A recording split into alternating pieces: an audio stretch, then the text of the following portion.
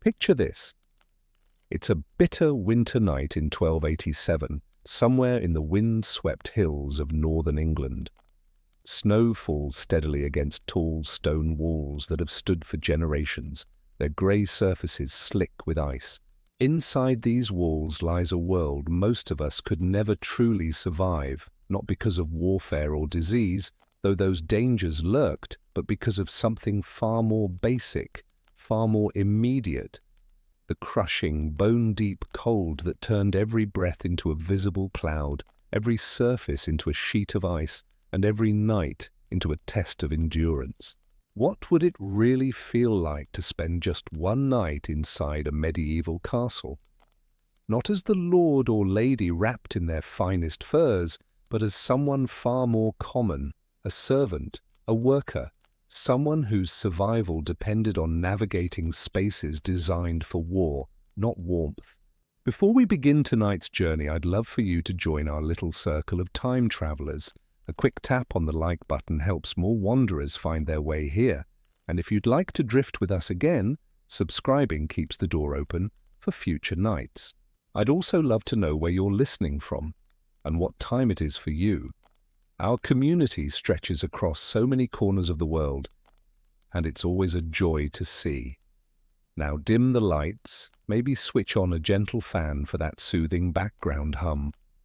And let's settle in for tonight's quiet journey through history. We're about to discover why the phrase cold as stone takes on an entirely new meaning when those stones surround you, tower above you, and become the walls between you and survival. The great wooden doors close behind you with a hollow thud that echoes through vaulted ceilings somewhere high above in the darkness.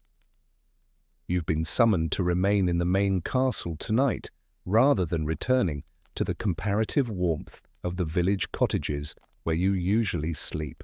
The steward's orders were clear. There's work to be done before dawn, and your presence is required within these walls. But as you stand in what was, just hours ago, a hall filled with the warmth of bodies, burning torches, and the heat of a great central fire, you realize that all that warmth was temporary, borrowed time against the castle's natural state. The fire has burned down to glowing embers that barely illuminate the massive stone pillars around you. The torches have been extinguished to save precious tallow and oil. The dozens of people who filled this space with their shared body heat have retreated to their private chambers, leaving behind only the cold breath of winter seeping through every crack and crevice. Your first task seems simple enough. Carry water from the well in the courtyard to the kitchens 3 floors above. But as you lift the wooden bucket, your fingers immediately begin to sting from the cold metal handle. The water, drawn from deep underground, feels like liquid ice against your knuckles as it sloshes with each step. The stone steps leading upward are worn smooth by countless feet over decades, and now they're slick with a thin film of frost that forms as soon as the sun disappears. Each step upward takes you past narrow windows, arrow slits really, designed not for light or warmth, but for defense.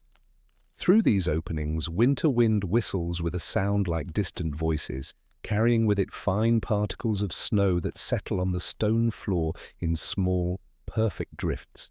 Your breath comes out in thick white clouds that dissipate slowly in the still air, and you begin to understand why the servants who live here year-round develop that particular hunched posture, shoulders drawn up protectively, arms held close to their bodies. The kitchen, when you finally reach it, offers little relief. Yes, there's a large hearth, but the fire has been banked for the night, reduced to coals that glow red-orange but throw almost no heat beyond a few feet. The massive stone walls that make this castle so formidable in battle also act as perfect conductors for cold, drawing warmth from the air and radiating it away into the endless thermal mass of the structure itself. You set down your bucket, and the sound of water lapping against wood seems unnaturally loud in the pre-dawn silence. Your next task involves preparing the rushes on the floor of the great hall. for tomorrow's activities. These aren't the fresh, sweet-smelling rushes you might imagine. They've been walked on for weeks, absorbing spilled ale, food scraps, and less pleasant substances. They're damp from the moisture that seems to perpetually seep from the stone walls, and they release a musty smell that catches in your throat. As you gather armfuls to replace the worst of them, you feel things skittering away from your hands, small creatures that have made their homes in this organic carpet. The rhythm of your work becomes hypnotic in the darkness. Gather the old rushes, carry them to a cart, spread new ones from bundles stored in side chambers. But each trip through the castle reveals new ways the cold penetrates everything. In one chamber, you notice that water left in a washing bowl has developed a thin skin of ice. In another, the tapestries hanging on the walls move slightly, pushed by drafts that find their way through gaps in the mortar, around window frames, under doors. Your hands have long since gone numb, even though you're constantly moving.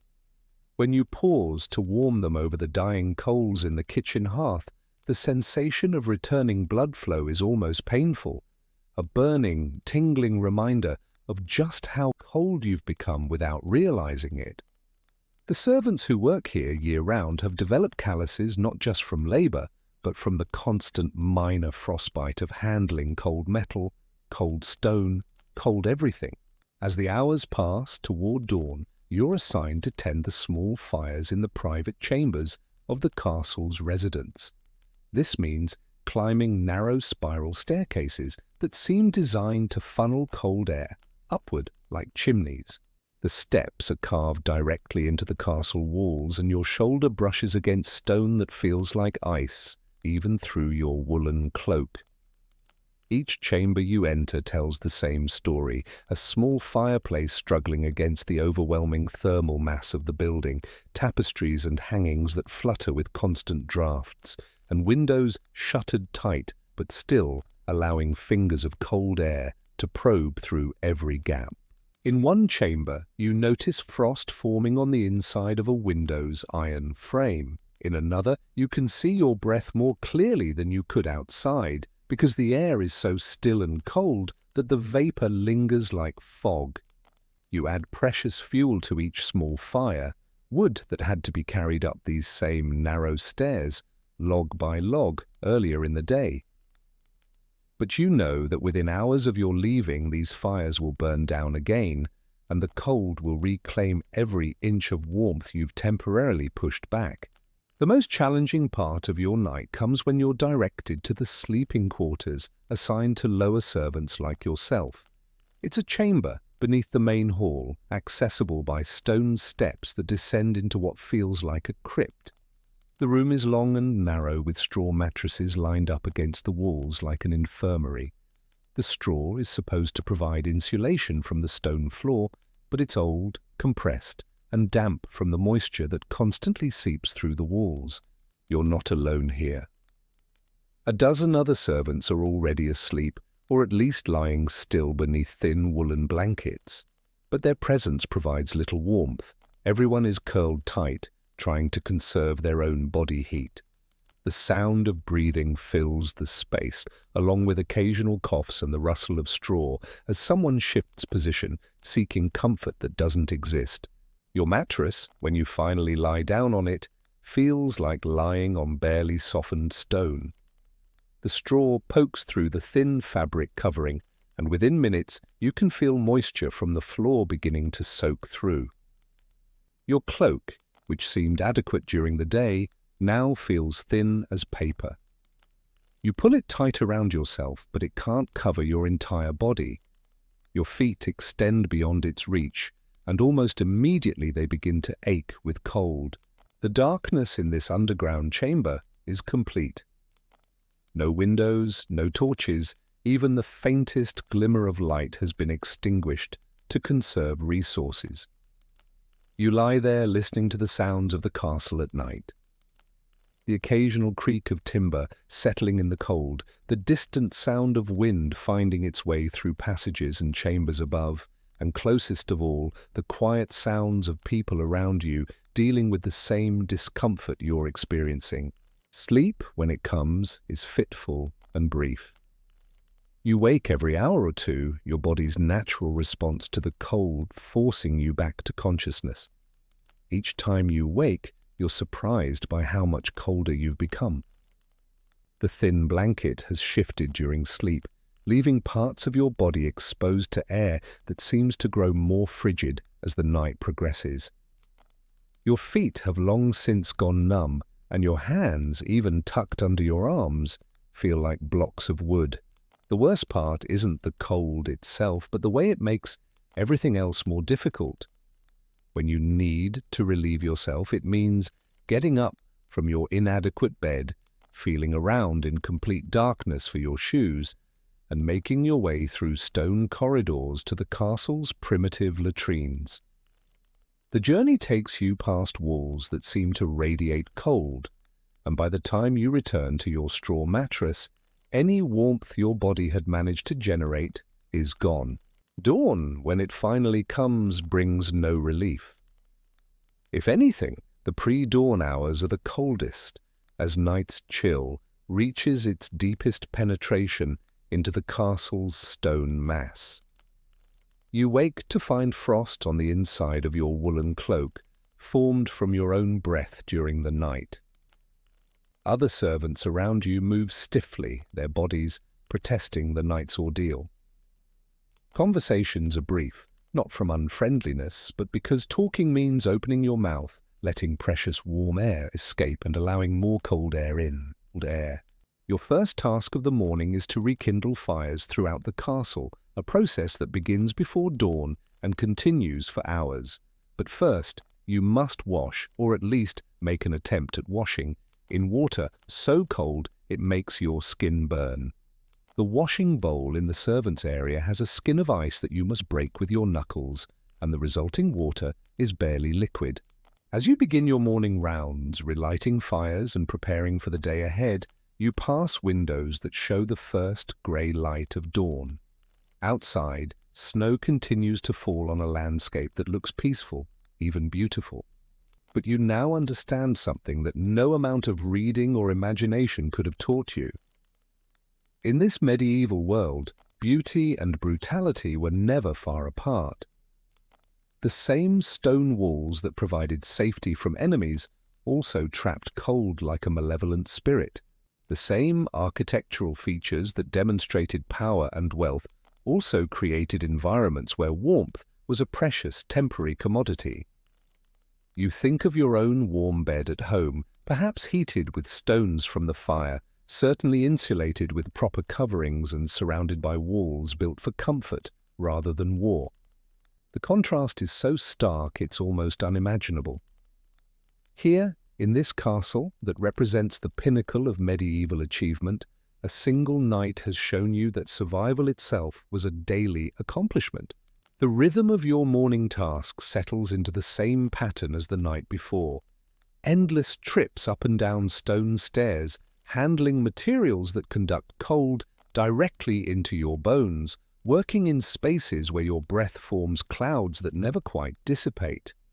But now you understand why the permanent residents of this castle move with such economy of motion, why they speak briefly and to the point, why they seem to harbour their energy like a finite resource. Because in this stone world, energy is finite, warmth is finite, comfort is not a right, but a brief respite from the natural state of cold that pervades everything. Every calorie burned staying warm is a calorie not available for work, for thought, for the simple business of living. The cold doesn't just make life uncomfortable, it makes life harder in every conceivable way. As morning light grows stronger and begins to stream through those narrow windows, you realize you've gained something precious from this long, miserable night. A bone-deep understanding of what daily life really meant for most people in the medieval world. It wasn't just about political intrigue or religious devotion or economic hardship, though all of those were real. It was about the constant grinding challenge of staying warm enough, dry enough, comfortable enough to simply continue existing from one day to the next.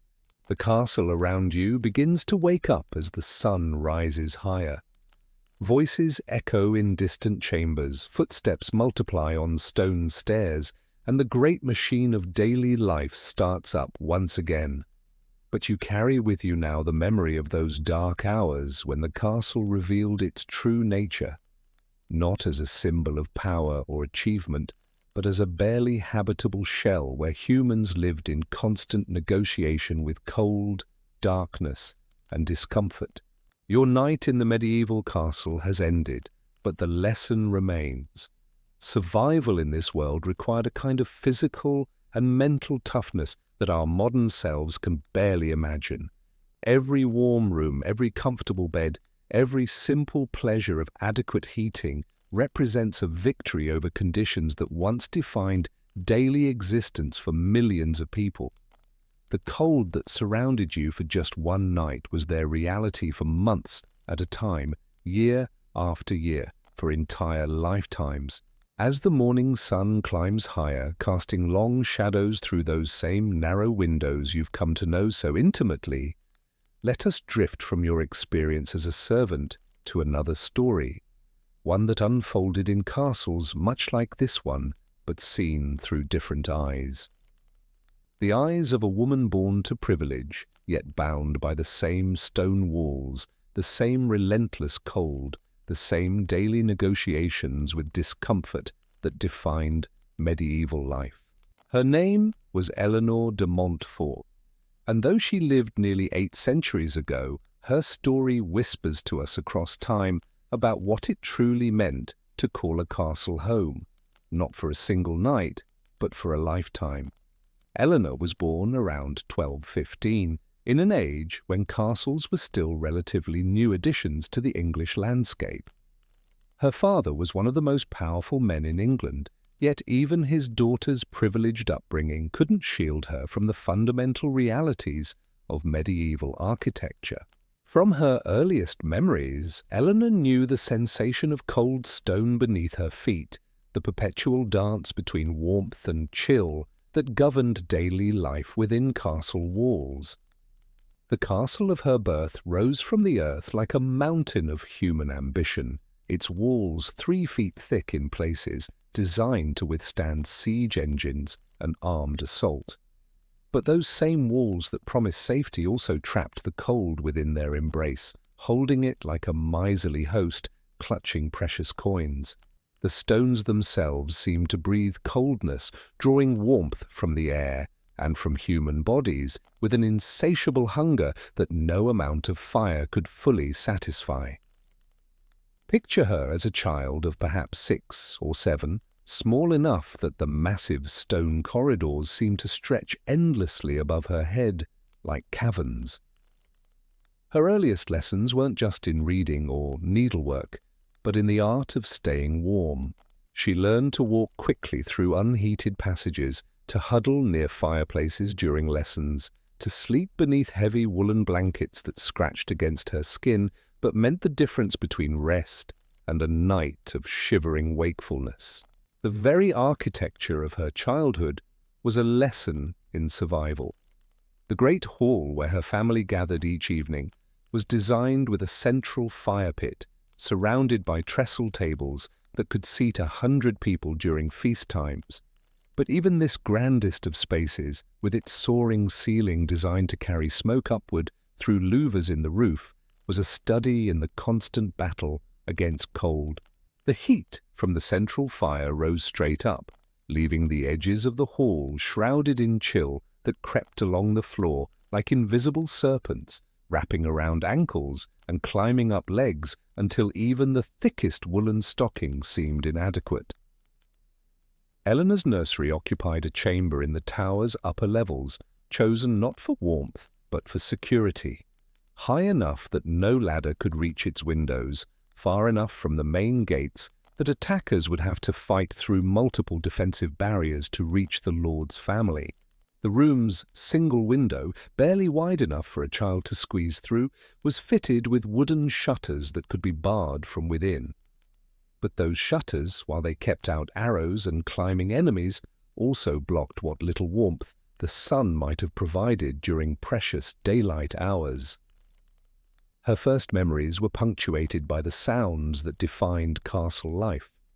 The hollow echo of footsteps on stone stairs, the creak and groan of heavy wooden doors opening and closing, the whistle of wind through gaps in the stonework that no amount of mortar seemed able to seal completely.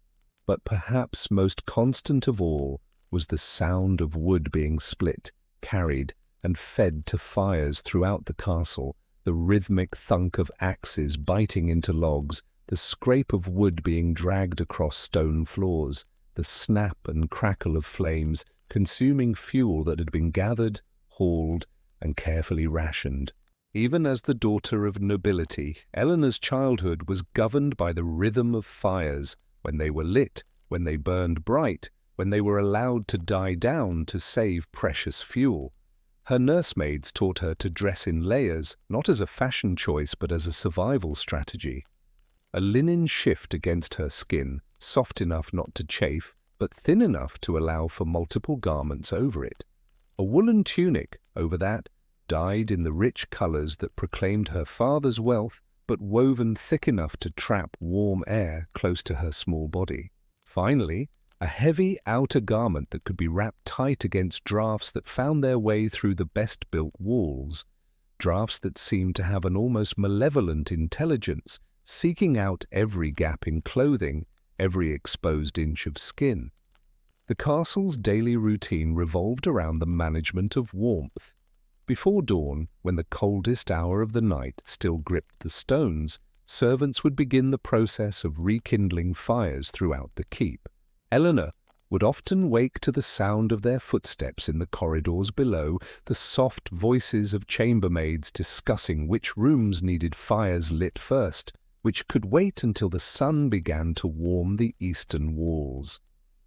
The fire in her own chamber was among the first to be kindled, a privilege of rank that she learned to appreciate long before she understood the complex hierarchy that made it possible. Her education took place in chambers where ink would sometimes thicken with cold, where the parchment she practiced her letters on felt stiff and brittle in winter months. Her tutors, learned men from the church who travelled between noble households, would arrive at her father's castle with their own understanding of how to work in cold conditions. They brought special ink that remained fluid longer in low temperatures, kept their most valuable books wrapped in oiled leather to protect them from the dampness that pervaded even the driest stone walls. These men of learning, accustomed as they were to the scriptoriums of monasteries and cathedral schools, would sometimes pause in their lessons to warm their hands over braziers filled with glowing coals, the same precious fuel that had to be carried up those endless stone stairs, log by log, ember by ember. Eleanor learned her letters while watching her tutor's breath form clouds in the air, practiced her Latin conjugations while huddled beneath firs that smelled of the animals they had once covered and the smoke of countless fires. The rhythm of learning was dictated by the available light and warmth. Morning lessons took place in the solar, the castle's most comfortable chamber, positioned to catch the early sun through its larger windows. As the day progressed and the sun moved across the sky, lessons would migrate to different rooms, following the patches of natural light and residual warmth, like flowers turning toward the sun. By evening, when darkness made reading difficult and dangerous, candles being too precious and fire too risky to waste on a child's studies, Eleanor's formal education would end, replaced by the different lessons of listening to stories told around the great hall's fire. As Eleanor grew into adolescence, the reality of castle life shaped her in ways both obvious and subtle. She developed the characteristic posture of someone accustomed to cold, shoulders held slightly raised, arms often crossed or held close to her body. Her skin took on the pale cast common to people who spent their lives in dim, stone-filtered light, broken only by the rosy flush that came from sitting too close to fires, a flush that became more pronounced in winter months When the contrast between fire warmth and ambient cold grew more extreme, her hands, despite the protection of gloves and mittens, showed the telltale signs of a life lived in cold: slightly reddened knuckles, a tendency toward dryness that no amount of goose fat seemed to fully remedy, and a sensitivity to temperature changes that made her immediately aware of even slight variations in the warmth of objects she touched. She learned to test surfaces before placing her bare skin against them: the cold stone that could burn like fire if touched without warning, the metal fittings that could freeze fingers to their surface on the coldest mornings. Most tellingly, she learned to measure time not just by the sun's position or the ringing of church bells, but by the warmth available in different parts of her father's castle at different hours. She knew that the eastern chambers would be briefly comfortable in the early morning, when the sun struck their windows directly. She understood that the kitchen would remain the warmest place in the castle throughout the day, fed by cooking fires that couldn't be allowed to die. She learned to anticipate the brief period in late afternoon when the great hall's massive fireplace had been burning long enough to warm the surrounding stones, creating a pocket of relative comfort that would last until the fire was banked for the night. Morning meant dressing quickly in a chamber where her breath formed clouds, where the water in her washing bowl might have a thin skin of ice that had to be broken before she could splash her face clean. The act of dressing became a choreographed dance performed as quickly as possible: chemise pulled on while still beneath the bed covers, stockings rolled up legs that had barely been exposed to the cold air, gown settled over her shoulders with practiced efficiency that wasted no movement and exposed no more skin than absolutely necessary. Then came the hurried journey to the great hall, where the night's fire had been rekindled by servants who had risen in the darkness to begin this essential daily task. The hall in early morning was a study in contrasts. The area immediately around the fire pit offered genuine warmth, while the far corners remained locked in the cold embrace of stones that had had all night to chill. The trestle tables set up for breaking fast were arranged in careful hierarchy based on warmth as much as rank, the head table positioned to benefit most from the fire's heat, with lesser tables arranged in descending order of both status and comfort. Midday brought the brief luxury of sunlight streaming through south-facing windows, creating pools of relative warmth that were claimed quickly by anyone lucky enough to reach them first. Eleanor learned to recognize the subtle signs that indicated when these precious warm spots were available: the angle of shadows on the floor, the quality of light filtering through the thick glass that filled only the most important windows. She developed an instinctive awareness of where the sun would be at any given hour, and could predict with remarkable accuracy when and where these temporary refugees from the cold would appear. The competition for these warm spots was polite but real. Servants would slow their work as they passed through sunlit corridors, finding excuses to linger in the warmth. Ladies of the household would schedule their needlework for times and places that coincided with the sun's path across the sky. Even the castle's dogs seemed to understand the value of these solar gifts, positioning themselves in the brightest patches of light and moving throughout the day like living sundials, tracking the warmth with the dedication of flowers following the sun. Evening meant the collective gathering around the great fire, dozens of bodies sharing space not just for social reasons, but for the simple animal comfort of shared warmth. The evening meal was timed not just by hunger, but by the need to bring people together in the warmest part of the castle during the coldest part of the day. The great hall filled with the sound of conversation, but also with the subtle signs of people seeking warmth: the rustle of fur-lined cloaks being adjusted, the scrape of benches being moved incrementally closer to the fire, the collective sigh of contentment when someone added fresh logs to the flames and the heat surged outward in waves. The social dynamics of these evening gatherings were shaped by the physics of warmth. The Lord's table, positioned closest to the fire, was warm enough that heavy outer garments could be set aside. The conversations there were longer, more relaxed, punctuated by laughter that would have been impossible in the bone-deep cold of the castle's outer chambers. At the more distant tables, people ate more quickly, spoke in shorter phrases, and kept their outer garments pulled tight around their bodies. The difference in temperature across the hall was so pronounced that it created distinct social zones, each with its own rhythm and character dictated by the level of physical comfort available. When Eleanor reached marriageable age, around 14 by medieval standards, her father arranged her betrothal to Simon de Montfort, a match that would take her from her childhood castle to new stone walls, new chambers, new negotiations with cold and comfort. The negotiations for the marriage took place in her father's solar, the warmest and most private room in the castle, but even there the practical realities of medieval life intruded on romantic considerations. The marriage contract included specific provisions about fuel rights, about which chambers Eleanor would be entitled to heat, about the number of servants who would be assigned to maintain fires in her new household. These weren't merely luxury considerations, but matters of survival and status that had to be explicitly negotiated. A noblewoman without adequate fuel allocation could find herself living in conditions barely better than those of upper servants. The right to consistent warmth in her private chambers was a mark of rank as important as any title or ceremony, and Eleanor's father negotiated these provisions with the same attention to detail that he applied to questions of inheritance and land rights.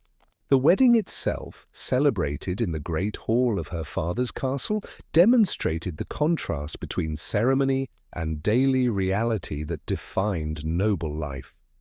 For the celebration, the hall blazed with more torches and candles than had been lit there for months. Braziers filled with glowing coals were positioned throughout the space, creating pockets of warmth that extended far beyond their usual limited reach. The massive fireplace roared with logs that had been saved specifically for this occasion, dried seasoned wood that burned with a clarity and heat that made the everyday fires seem pale by comparison. Tapestries that usually hung limp and damp with moisture were warmed and dried by the fires, revealing colors that had been muted by the pervasive dampness that affected every textile in the castle. The rich reds and blues, the gold threads that caught and reflected the firelight, created an illusion of luxury and abundance that transformed the hall into something approaching the warm, golden spaces that existed only in the most optimistic, artistic depictions of noble life. But Eleanor, even in her wedding finery, knew that this display of warmth was temporary, a performance of wealth that would end when the last guest departed and normal life resumed. Her wedding gown, made of the finest wool and silk available, was designed as much for warmth as for beauty. The long sleeves could be pulled down over her hands, the heavy skirts provided insulation for her legs, and beneath the visible luxury were the same layers of linen and wool that would define her daily dress for the rest of her life. The wedding feast itself was a careful balance between celebration and practicality. The food, prepared in kitchens that had been working for days to produce enough warm dishes for the assembled guests, was served as quickly as possible to prevent it from cooling in the great hall's ambient temperature. Servants moved with practiced efficiency, understanding that delay meant not just inconvenience but actual discomfort for the guests, who expected their food to provide not just nourishment but a source of internal warmth to supplement the fires heating the hall. Her journey to her new home with Simon meant traveling in winter across frozen countryside, sleeping in roadside inns or guest chambers of other castles that were, if anything, less comfortable than the stone rooms she'd grown up in. The wedding party travelled with their own supplies of fuel and bedding, understanding that hospitality along medieval roads was limited by the host's ability to provide warmth as much as by any considerations of courtesy or friendship. The inns where they stopped were built for functionality rather than comfort, with common rooms that could accommodate travelers, but rarely with enough fuel to keep them truly warm. Eleanor learned to sleep in her traveling clothes, wrapped in furs and blankets that had been warmed by fires, and then quickly transferred to beds before their heat could dissipate. She discovered that travel in winter was as much about managing warmth as about covering distance, and that a day's journey had to be planned around the availability of shelter and fuel as much as around the condition of roads or the safety of routes. She learned that not all castles were built with the same care, that some had walls so poorly mortared that snow would drift through gaps during storms, creating small white dunes inside supposedly sheltered chambers. Some castles they visited had fireplaces so inefficiently designed that they seemed to draw warmth out of a room rather than provide it, their chimneys acting like reverse bellows that pulled heated air up and out while drawing cold air in through every crack and crevice. The contrast between well-built and poorly constructed castles was immediately apparent to someone who had lived her entire life learning to read the subtle signs of warmth and cold. Eleanor developed an expert's eye for the details that made the difference between comfort and misery. The quality of mortar in the walls, the fit of shutters in their frames, the design of fireplaces and the draw of their chimneys. She learned to assess a chamber's potential for warmth within minutes of entering it, reading clues that would have been invisible to someone not trained by a lifetime of cold. Eleanor's married life in Simon's Castle brought new challenges and responsibilities that went far beyond the personal management of her own comfort. As the lady of the house, she was responsible for managing the household's fuel consumption, a constant balance between comfort and economy that required her to make daily decisions about which chambers would receive fires when they would be lit, and how long they would be allowed to burn. The castle's annual fuel budget was a complex document that had to account for seasonal variations, the number of residents and guests, the weather patterns that could be anticipated, and the availability of wood and charcoal from local sources. Eleanor learned to read this budget like a military strategist, studying a campaign map, understanding that poor decisions about fuel allocation could mean not just discomfort, but actual danger during particularly harsh weather periods. She learned to read the politics of warmth, understanding that a fire in a guest chamber was both hospitality and display, a way of honoring visitors while demonstrating the household's wealth and capability. A consistently warm private chamber was a mark of high status, but also an expensive luxury that had to be justified against the needs of the household as a whole. The decision about which chambers received fires and which remained cold was a daily exercise in balancing status, comfort, resources, and practical necessity. The hierarchy of warmth within the castle reflected and reinforced social hierarchies in ways that were both subtle and absolute. The lord and lady's chambers were kept warm as a matter of course, their comfort assumed and provided for without question. The chambers of important guests received fires appropriate to their rank and the message the household wanted to send about their welcome. The servants' quarters remained cold except in the most extreme weather, their occupants expected to find warmth in the kitchens, stables, and other work areas where fires were maintained for functional rather than comfort reasons. Eleanor's daily routine was structured around the availability of warmth, but now she was responsible for creating that availability for others as well as managing it for herself. She rose before dawn, not by choice, but because the pre-dawn hours were when fires had to be rekindled throughout the castle, and her oversight was required to ensure that resources were used efficiently and appropriately. She had to inspect the previous night's consumption of fuel, assess the day's weather prospects, and make decisions about which fires should be lit immediately and which could wait for later in the day. Her morning inspections took her through chambers where servants were already at work, carrying logs and kindling, clearing ashes from fireplaces, and coaxing flames to life with the practiced efficiency that that kept the castle's complex heating system functioning. She learned to read the subtle signs that indicated whether a fireplace was drawing properly, whether a chamber's temperature was appropriate for its intended use, whether the servants responsible for maintaining fires were working efficiently or wasting precious resources. She ate her morning meal quickly while food was still warm from the kitchen fires, knowing that anything left too long would take on the chill of the stone surfaces it rested upon. But now her quick eating was also motivated by the need to complete her morning meal so she could attend to the business of managing warmth throughout the castle.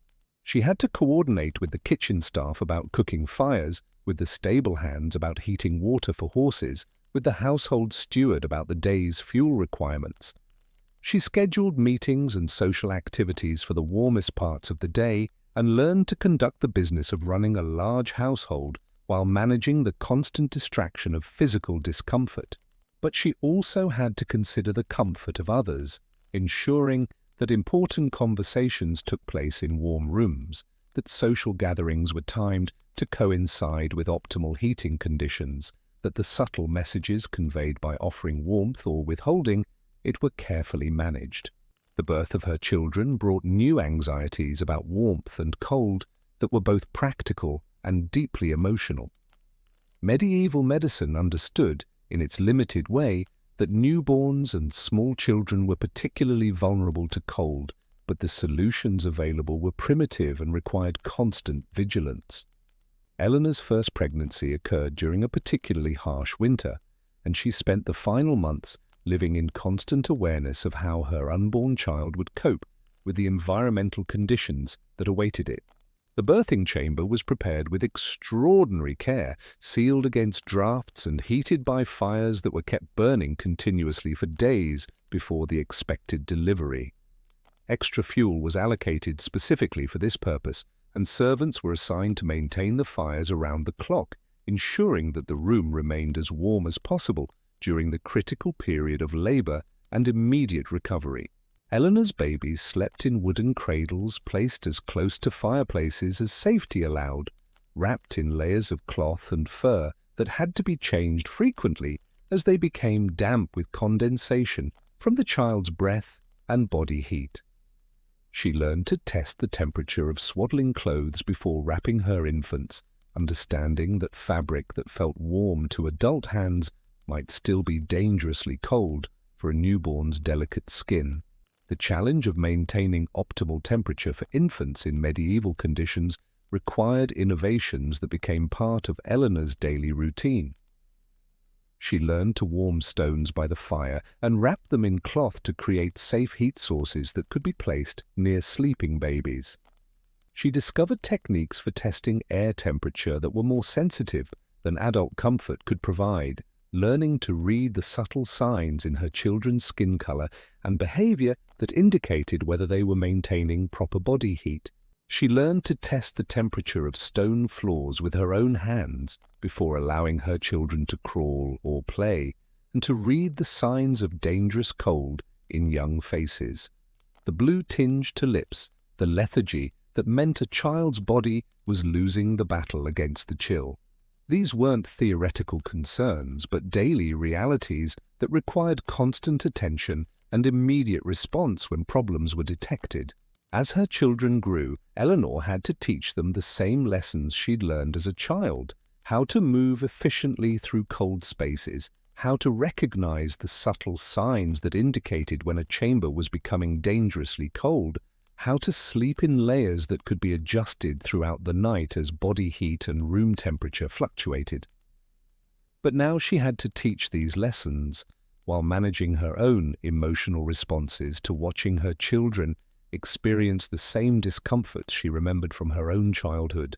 She watched her daughters develop the same protective postures she'd learned, the same instinctive movements toward any source of warmth, the same ability to find comfort in conditions that would seem intolerable to people from warmer, more modern times.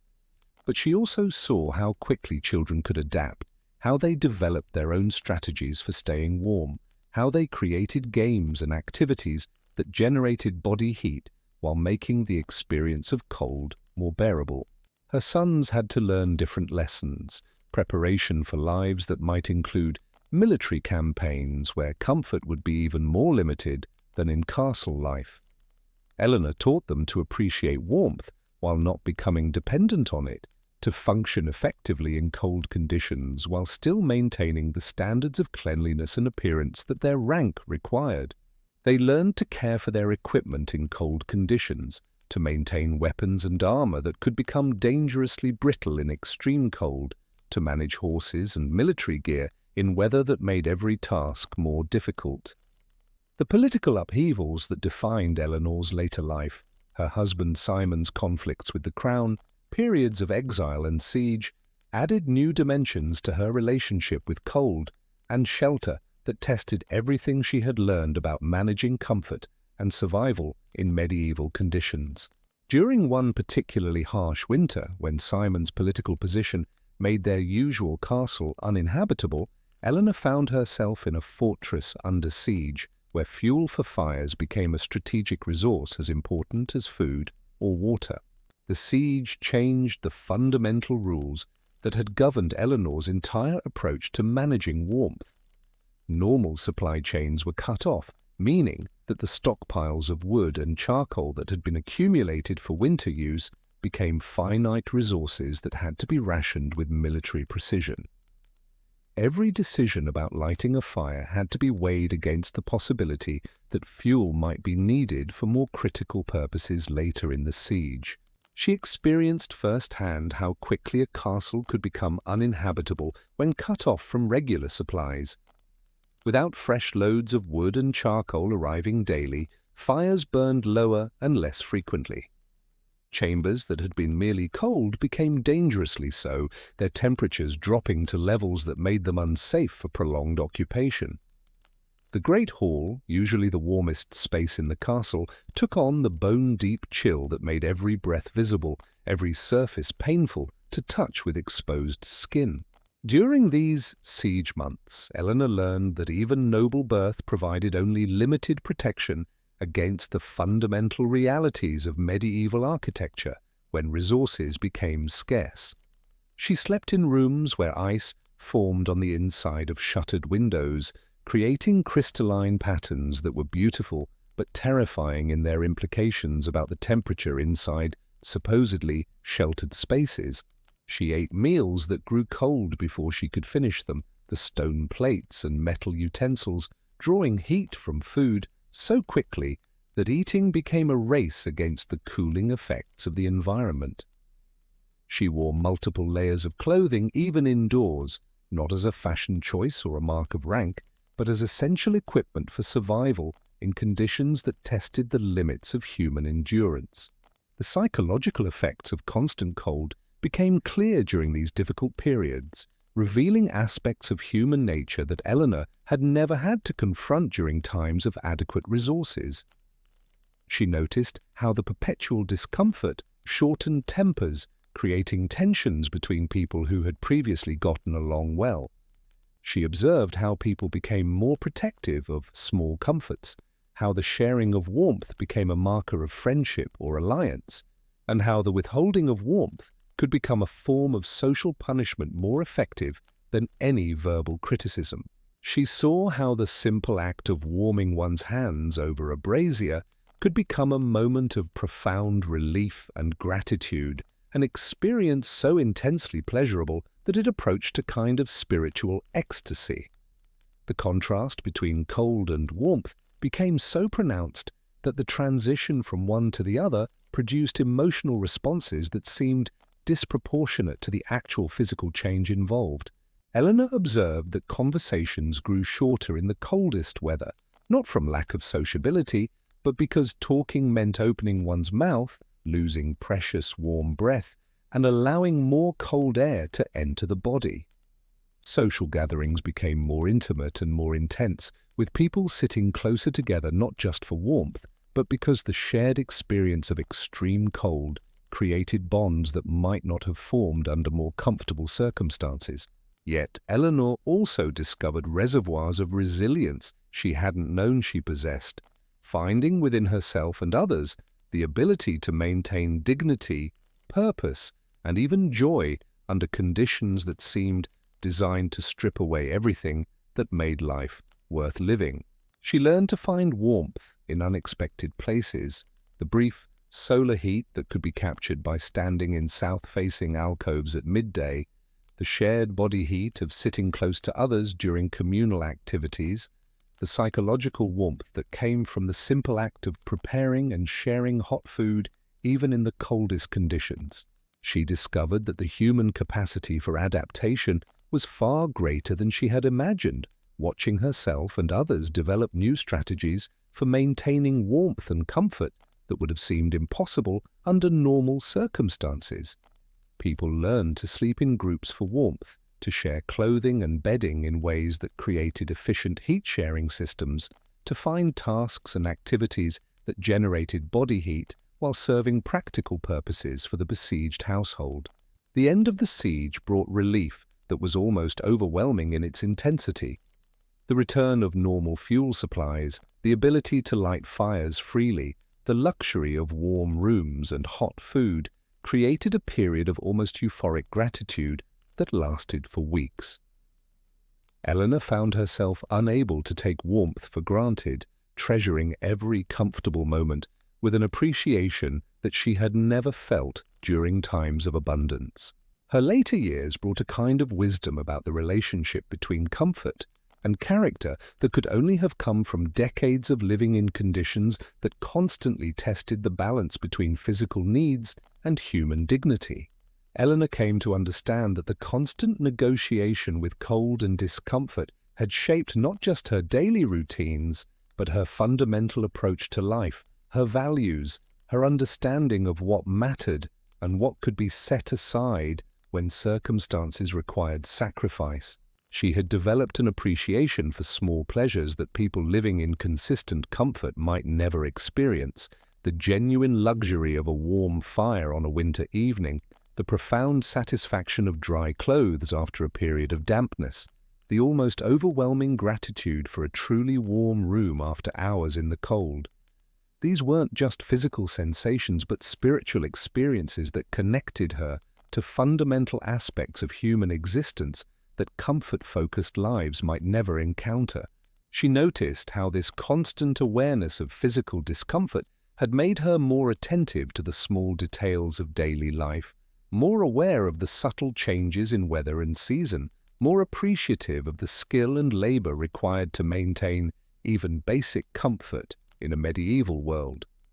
The servants who carried fuel up endless stairs, who maintained fires through the night, who somehow managed to prepare warm food in consistently cold kitchens, she understood their work not as background service, but as the essential foundation that made civilized life possible. Her relationships with the people who shared her life in the castle had been shaped by the shared experience of dealing with cold, creating bonds of mutual dependence and understanding that might not have existed in more comfortable circumstances. The knowledge that warmth was precious and had to be shared, that survival depended on cooperation and mutual support, had created a different kind of social fabric than might have emerged in an environment where individual comfort was easily achieved and maintained. In her final years, Eleanor could look back on a lifetime spent in stone castles and recognize both the hardships and the unexpected gifts of that experience. The cold had been a constant companion, sometimes an enemy, occasionally almost a friend, in the way it made warmth precious and comfort meaningful. She had learned to live not in spite of the discomfort, but in a kind of negotiated peace with it, finding dignity and even beauty in the daily struggle to maintain warmth, cleanliness, and grace under conditions that tested the limits of human endurance. She understood that her life had been shaped by forces beyond her control, the technology available in her time, the architectural understanding of her era, the economic and social structures that determined how resources were allocated and used.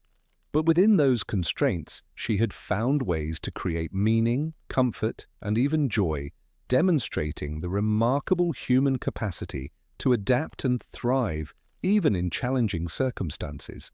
Her death, when it came, was in a castle chamber, much like the ones where she'd spent her entire life. Stone walls, narrow windows, a fire burning in a fireplace that seemed always to be losing the battle against the cold that seeped through every surface.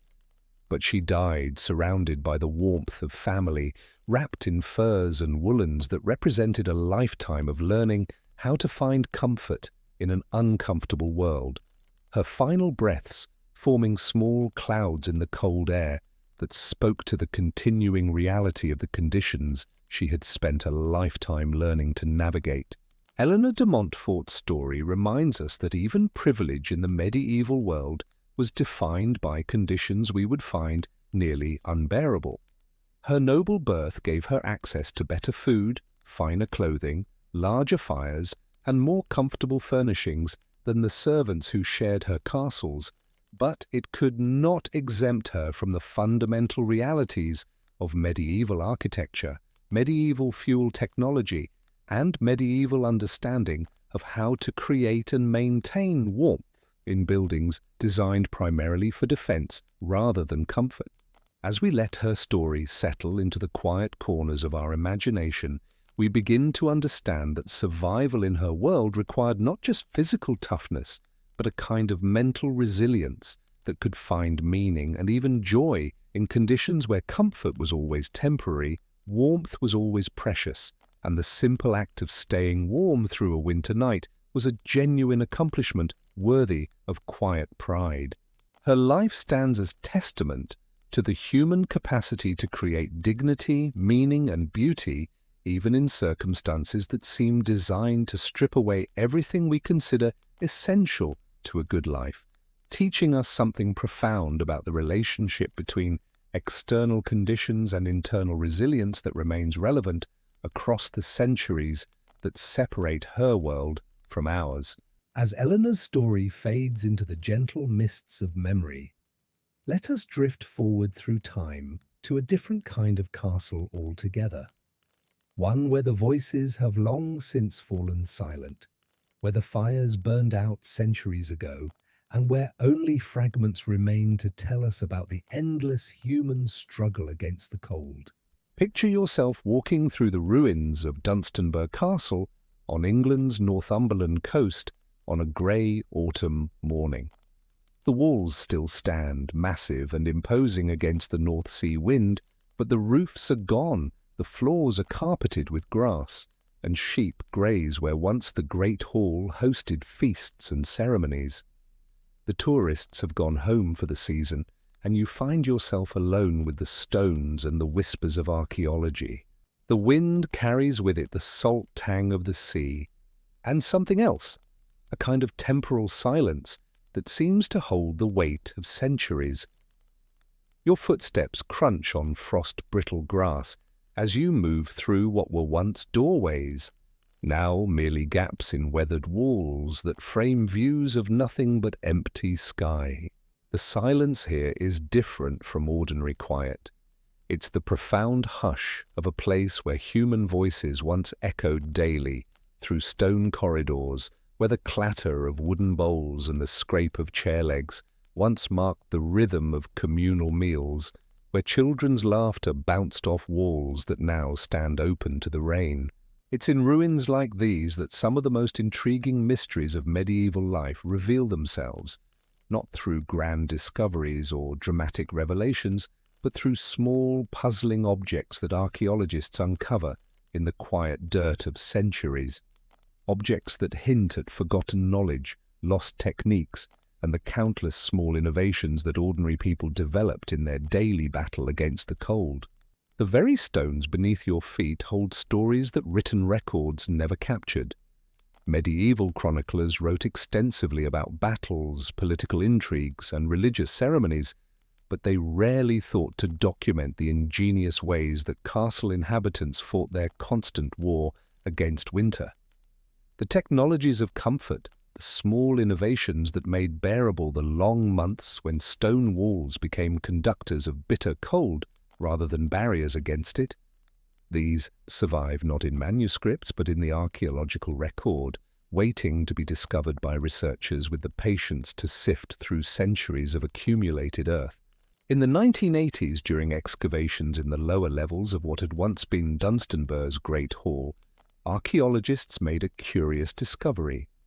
Buried beneath layers of collapsed stonework and accumulated soil, they found a collection of smooth, rounded stones, each about the size of a person's fist, with a hollow carved through the center. The stones were blackened with what appeared to be soot or char marks, and many showed signs of having been exposed to intense heat repeatedly over long periods. The excavation itself had been routine, part of a larger effort to understand the castle's architectural history and prepare the ruins for better preservation. The team had expected to find the usual detritus of medieval life: broken pottery, corroded metal fittings, animal bones from long-ago meals, perhaps a few coins or personal ornaments that would help date different layers of occupation. What they hadn't expected was this cache of deliberately shaped stones that seemed to serve no obvious structural or decorative purpose. Each stone was different, yet clearly part of a related collection. Some were perfectly spherical, others more egg-shaped or cylindrical. The hollows through their centers varied in size, from narrow apertures barely large enough to admit a finger to broader openings that could accommodate a thumb. What united them was the evidence of careful craftsmanship and prolonged use. These weren't natural stones that had happened to develop holes through erosion. They were artifacts, purposefully created tools whose function had been lost to historical memory. At first, these objects seemed unremarkable, just more debris from a collapsed medieval building. But as similar stones began turning up in castle excavations across Britain and northern Europe, a pattern emerged that suggested something far more interesting than random rubble. These weren't just stones, they were artifacts of a lost technology, remnants of medieval attempts to solve the same problems you experienced during your night as a castle servant. The geographic distribution of these finds was particularly intriguing. They appeared not just in English castles, but in French chateaux, German burgs, and Scandinavian fortresses. They were found in royal residences and modest manor houses alike, suggesting that whatever technology they represented had spread widely throughout medieval Europe. Yet despite their apparent ubiquity, no medieval text made clear reference to their manufacture or use. It was as if an entire category of medieval technology had somehow escaped the attention of contemporary writers. The mystery deepened when researchers began to study the stones more carefully. Chemical analysis revealed traces of beeswax, tallow, and other organic compounds that had soaked into the porous surfaces over centuries of use. Microscopic examination showed that the hollow centers had been worn smooth not by natural erosion, but by repeated contact with something, rope, perhaps, or metal implements that had been passed through the openings again and again. More sophisticated analysis using electron microscopy revealed additional details that deepened the puzzle. The stone surfaces showed microscopic stress patterns consistent with repeated heating and cooling cycles. Some stones contained traces of textile fibers, suggesting they had been wrapped in cloth during use. Others showed residues of what appeared to be aromatic oils, lavender, rosemary, even exotic substances like frankincense that would have been costly imports in medieval times. Spectroscopic analysis revealed that many of the stones had been treated with substances that would have helped them retain heat more effectively. Some showed traces of iron compounds that would have increased their thermal mass, while others contained residues of organic materials that might have served as insulation or heat retention aids. The sophistication of these treatments suggested a level of technical knowledge about thermal dynamics that contradicted common assumptions about medieval technological capabilities. Slowly, a theory began to emerge about what these stones might have been. They were hand warmers, medieval heating devices that could be filled with hot coals or heated metal, then wrapped in cloth and carried or placed in beds to provide portable personal warmth. The hollows allowed air to circulate around the heat source, preventing the stone from cracking from thermal shock while maximizing the surface area that could radiate warmth to cold hands, cold feet, or cold bodies huddled in unheated chambers. The engineering principles underlying these devices were remarkably sophisticated. The size and shape of each hollow had been carefully calculated to optimize airflow while maintaining structural integrity. Too small and insufficient air circulation would cause the stone to crack from thermal expansion. Too large, and the stone would lose heat too quickly to be effective. The smooth finish of the inner surfaces wasn't merely aesthetic. It reduced air turbulence and helped maintain steady heat distribution. But if this theory was correct, it raised fascinating questions about the sophistication of medieval heating technology. These weren't crude or improvised solutions. They were carefully designed tools that required skilled stone carving, an understanding of thermal dynamics, and knowledge about which types of stone would hold heat longest without fracturing. They represented a level of technological development that didn't appear in any surviving written records from the period. The selection of stones for these warmers showed particularly advanced understanding. Analysis revealed that craftsmen had chosen specific types of stone based on their thermal properties. Limestone, with its relatively high heat capacity and low thermal conductivity, was preferred for warmers intended for long-term use. Sandstone, which heated quickly but retained warmth for shorter periods, was used for devices meant to provide immediate relief from cold. Volcanic stones, rare and expensive in most of Europe, appeared in what were clearly luxury versions of the technology. The mystery deepened further when archaeologists began finding these warming stones in unexpected contexts. Some were discovered in what had clearly been servant quarters, the same kinds of cold, underground chambers where you spent your miserable night. Others turned up in the ruins of private chapels, suggesting that even religious devotion in medieval castles was conducted with frozen hands wrapped around hidden sources of warmth. The chapel finds were particularly revealing. Medieval Christianity emphasized the spiritual value of physical discomfort and the mortification of the flesh, yet even in these sacred spaces, people had found ways to maintain basic comfort without openly violating religious principles. The warming stones found in chapel ruins were often smaller and more discreetly decorated than those found in living quarters, suggesting they were meant to be concealed within robes or held in prayer-folded hands during long ceremonies. Some stones were discovered in locations that suggested even more creative uses. Several were found near what had been castle gatehouse stations, where guards would have spent long hours in exposed positions during winter months. Others were located in workshops where craftsmen would have needed to maintain dexterity in their fingers despite cold conditions. The distribution pattern suggested a comprehensive approach to managing cold throughout the castle community. Most intriguingly, several stones were found with elaborate decorative carving around their edges, Celtic knots, heraldic symbols, even delicate floral patterns. These weren't utilitarian tools made for servants or common workers.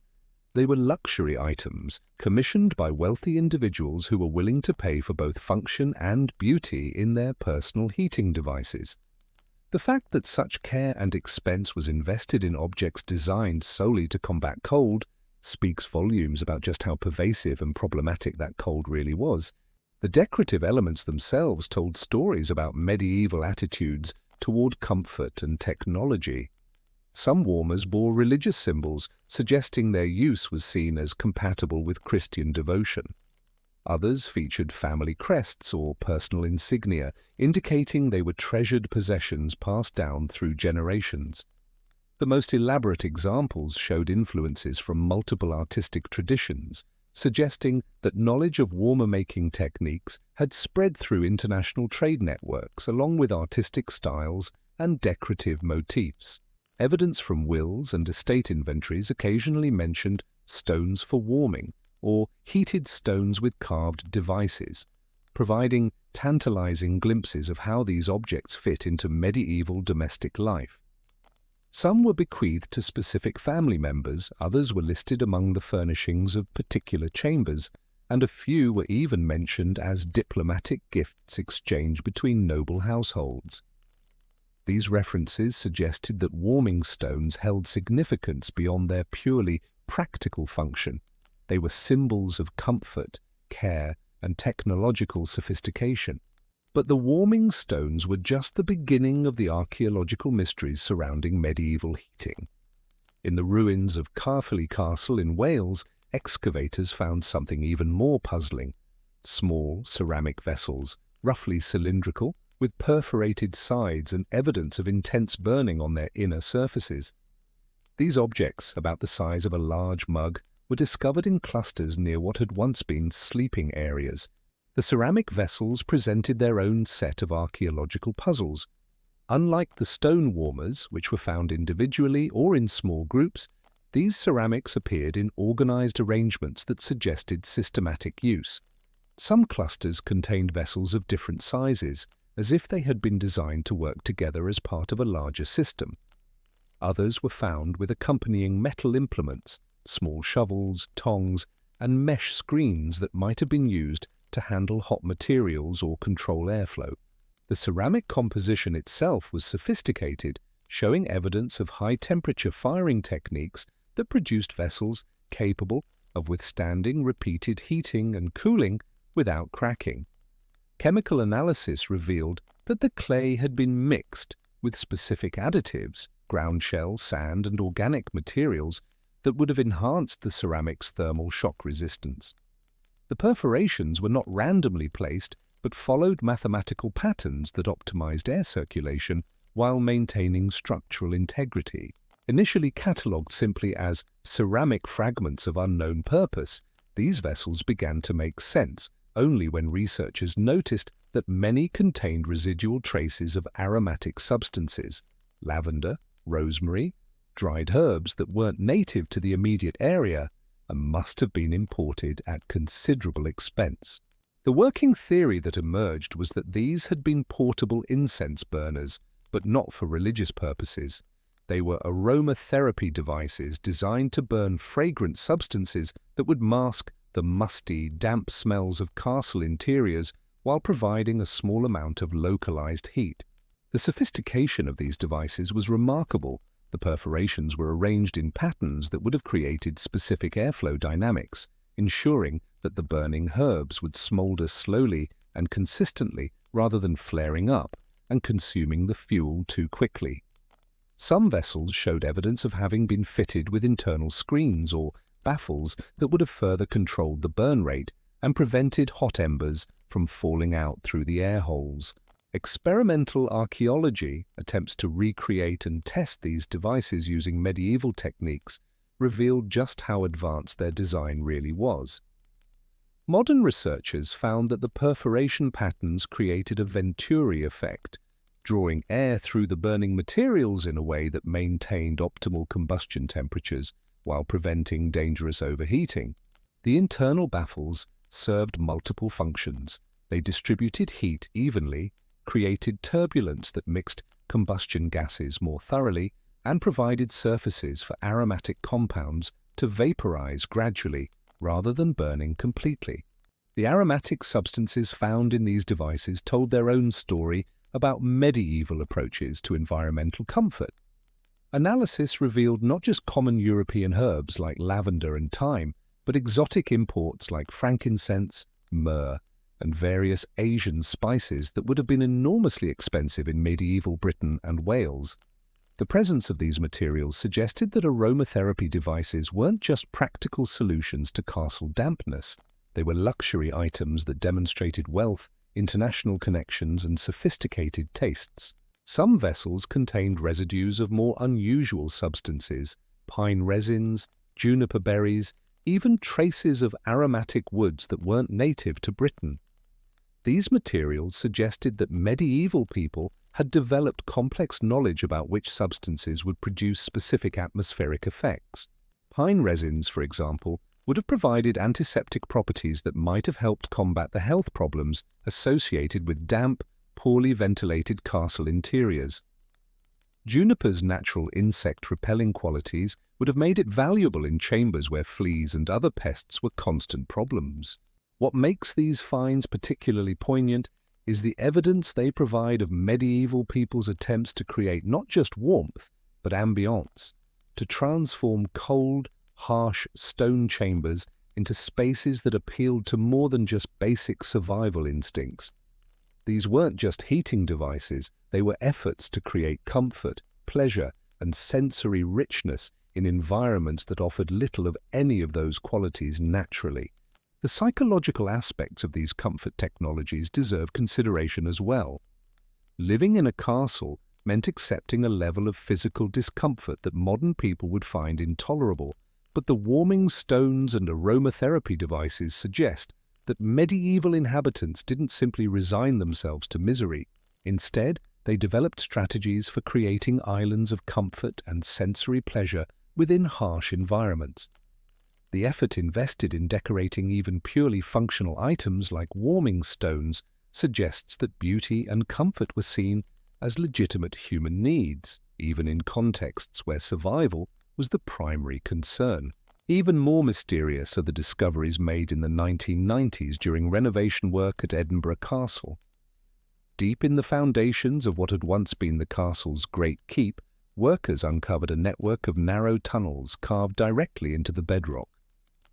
These passages were too small for human habitation, too irregular for storage, and didn't connect to any obvious defensive features of the castle. The discovery of the tunnel system was itself accidental. Workers installing modern utilities noticed that their excavation equipment was breaking through into pre-existing cavities in the bedrock. Initial investigation revealed that these weren't natural caves or defensive tunnels, but a deliberately engineered network of passages that had been carved with considerable effort and skill. The tunnels varied in diameter from barely wide enough for a person to crawl through to broader chambers large enough to stand upright in, but all showed evidence of human construction and purposeful design. The tunnels were lined with fire-blackened stones and showed clear evidence of having channeled hot air or smoke for extended periods. Carbon dating of organic materials found in the tunnel deposits suggested they had been in active use during the 12th and 13th centuries, but had been deliberately abandoned and sealed before the end of the medieval period. The tunnels contained layers of ash and soot that indicated centuries of use, but also showed signs of having been systematically cleaned and maintained during their operational period. But their purpose remained unclear until researchers began to map their routes through the castle's foundation. The tunnels followed a remarkably sophisticated pattern, connecting heat sources in the kitchens and workshops to spaces beneath what had once been private chambers and important gathering areas. The engineering required precise surveying techniques to ensure that the passages maintained proper grades for airflow while avoiding structural elements of the castle's foundation. What emerged was evidence of an early attempt at central heating, a system that would capture hot air and combustion products from necessary fires and channel them through the castle's foundation to provide warmth to rooms that otherwise would have had no heat source at all. The engineering required to design and build such a system was considerable, involving precise calculations of airflow, thermal dynamics, and structural integrity. The tunnel system's sophistication became more apparent as researchers studied its design in detail. The passages weren't simple straight lines connecting heat sources to heated spaces. They formed a complex network with branching routes, convergence points, and what appeared to be control valves that could regulate airflow to different areas. Some tunnels contained evidence of damper systems that could be opened or closed to direct heated air where it was most needed. Others showed signs of having been fitted with filters or cleaning chambers that would have removed smoke and particulates from the air before it entered occupied spaces. Most remarkably, the system included what appeared to be heat exchangers, chambers where hot exhaust air from the kitchens would pass through structures that transferred heat to fresh air being drawn into the occupied areas of the castle. This technology which wouldn't become common in European buildings until several centuries later, demonstrated an understanding of thermal efficiency that contradicted assumptions about medieval technological capabilities. But the system had apparently been abandoned after a relatively short period of use. Archaeological evidence suggested that the tunnels had been deliberately sealed and filled in, as if the heating system had been judged a failure or perhaps even a danger. This raised tantalizing questions. Had the system worked too well, creating fire hazards? Had it been too expensive to maintain? Or had political changes in the castle's ownership led to the abandonment of what might have been a remarkable technological achievement? The reasons for abandonment became clearer as researchers studied the evidence more carefully. Some tunnel sections showed signs of structural damage that might have been caused by the thermal expansion and contraction of the surrounding bedrock. Others contained deposits of corrosive compounds that had apparently damaged the stone lining over time. Most tellingly, several tunnel sections contained evidence of what appeared to have been catastrophic fires that had burned hot enough to crack the bedrock itself. It seemed likely that the heating system had indeed worked, perhaps too well. The engineers who designed it may have underestimated the thermal stresses their system would place on the castle's foundation, or they may not have anticipated how difficult it would be to control and maintain such a complex network. The decision to seal and abandon the tunnels probably reflected hard-earned knowledge about the dangers of attempting central heating with medieval technology and materials. The sealed tunnels also contained something unexpected: small deposits of crystallized substances that chemical analysis identified as a mixture of salt, sulfur compounds, and organic materials. These deposits suggested that the tunnel system had been used not just to channel hot air, but to burn specific fuel mixtures designed to produce particular types of heat, or perhaps to create chemical reactions that would generate warmth more efficiently than simple wood fires. The chemical residues told a story of systematic experimentation with fuel chemistry. Some deposits contained compounds that would have been produced by burning wood treated with salt water, creating hotter fires that would have generated more heat per unit of fuel. Others showed evidence of sulfur-based additives that might have been used to create slow-burning, long-lasting heat sources. Still others contained traces of metal oxides that suggested experiments with chemical reactions that would generate heat without combustion. This evidence points to a level of medieval understanding about chemistry and combustion that goes well beyond what surviving written records would suggest. It implies that at least some medieval communities had developed sophisticated knowledge about fuel chemistry, heat transfer, and even what we might recognize today as early chemical engineering. The systematic nature of the experimentation, evidenced by the variety of different chemical residues found in different parts of the tunnel system, suggests that medieval engineers were not simply trying random combinations of materials, but following some kind of experimental methodology. The mystery deepens when we consider that knowledge of these advanced heating techniques seems to have been lost rather than developed further. If medieval engineers could design tunnel heating systems and chemical fuel mixtures in the 12th and 13th centuries, why don't we see these technologies spreading and improving over the following centuries?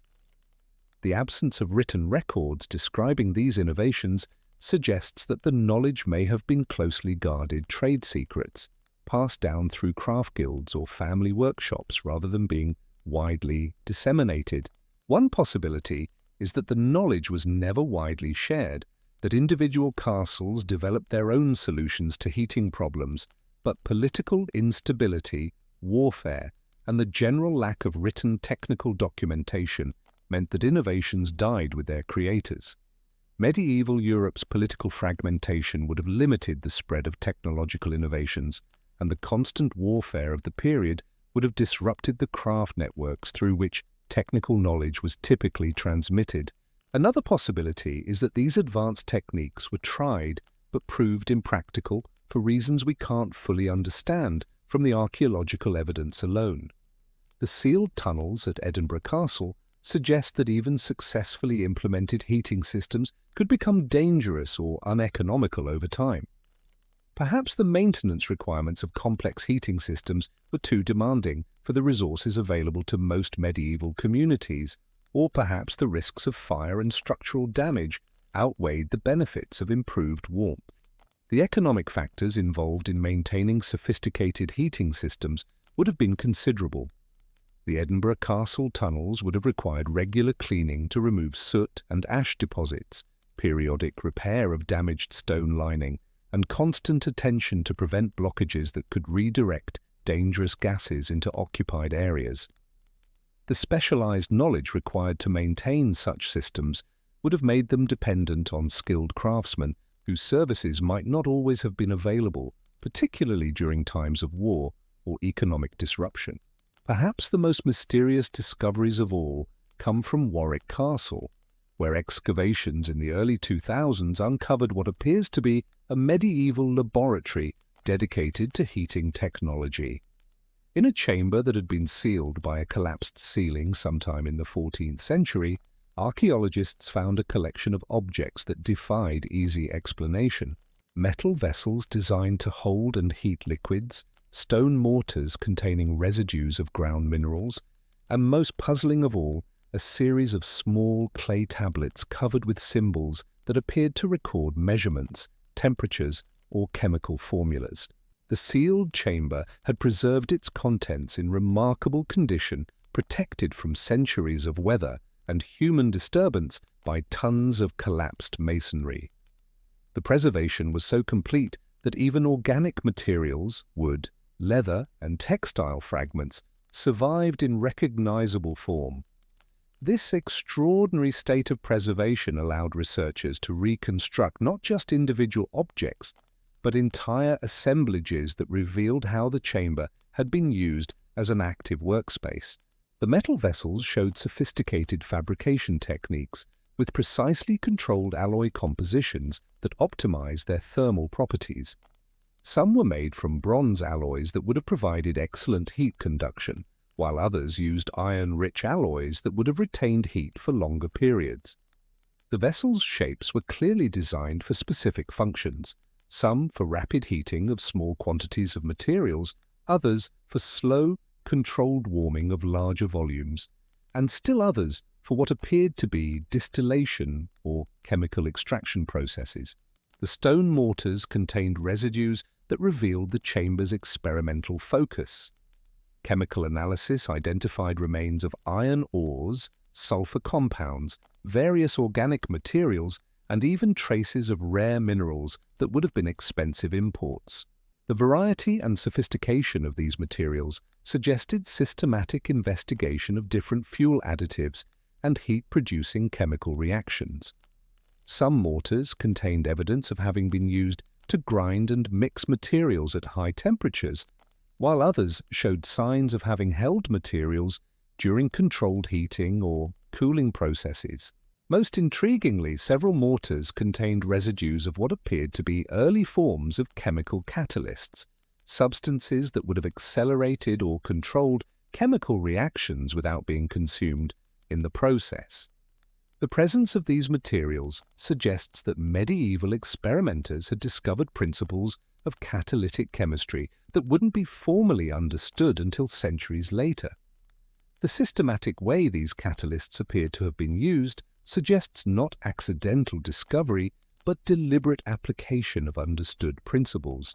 The clay tablets remain largely undeciphered, but the few symbols that scholars have been able to interpret suggest a systematic approach to testing different fuel mixtures, recording their burn rates and heat outputs, and developing what can only be described as scientific methods for improving heating efficiency.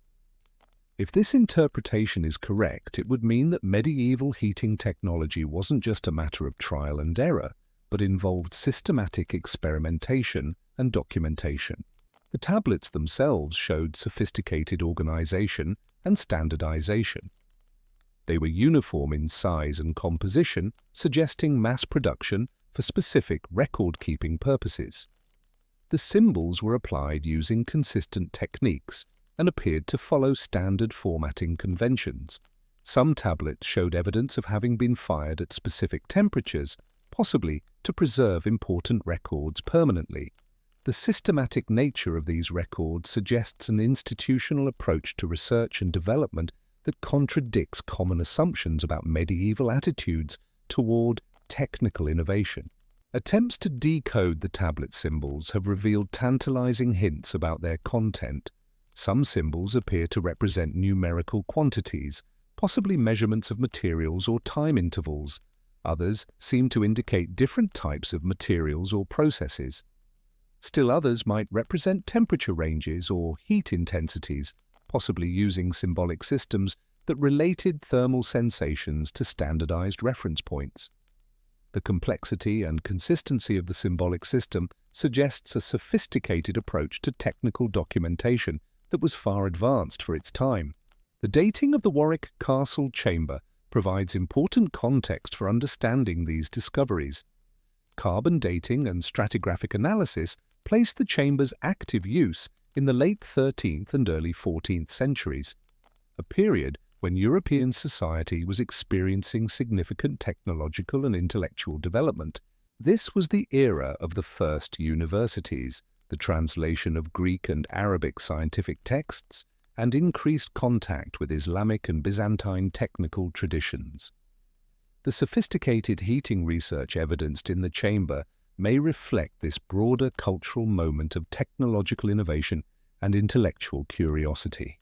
These archaeological mysteries remind us that the medieval world was far more complex and sophisticated than popular imagination often suggests. The people who built and lived in these castles weren't simply enduring discomfort with stoic resignation. They were actively working to solve the problems that cold stone architecture created. They were innovating, experimenting, and developing technologies that, while lost to us today, might have been quite advanced for their time. The evidence from castles across Europe suggests that medieval heating technology represented a significant but largely undocumented field of technical development. The sophistication of the warming stones, aromatherapy devices, tunnel systems, and experimental laboratories indicates that medieval people approached the challenge of heating with creativity, systematic thinking, and considerable technical skill. The fact that these innovations left so little trace in contemporary written records suggests that technical knowledge in medieval society was often transmitted through practical demonstration and apprenticeship rather than formal documentation. The loss of these technologies raises important questions about how technical knowledge is preserved and transmitted across generations.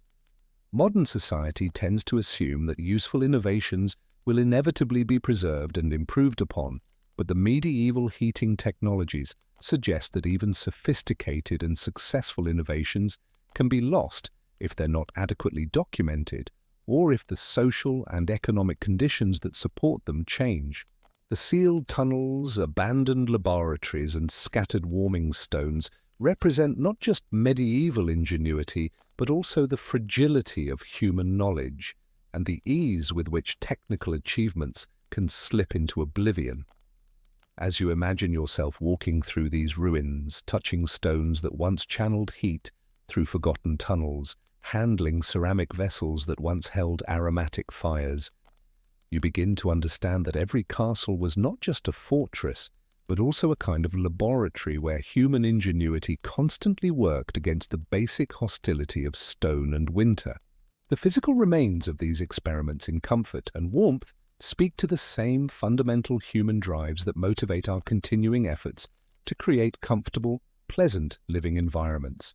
The warming stones scattered through the grass at your feet, the blocked tunnels hidden beneath centuries of soil, the mysterious tablets with their undeciphered formulas, all of these speak to the same fundamental human drive that sent you searching for warmth during your night as a castle servant. The drive to not just survive discomfort, but to overcome it, to create solutions, to make cold stones yield to human needs and human comfort. Perhaps Eleanor de Montfort held one of these warming stones during her long, cold nights, feeling its carefully stored heat seep through thick wool and into her chilled fingers.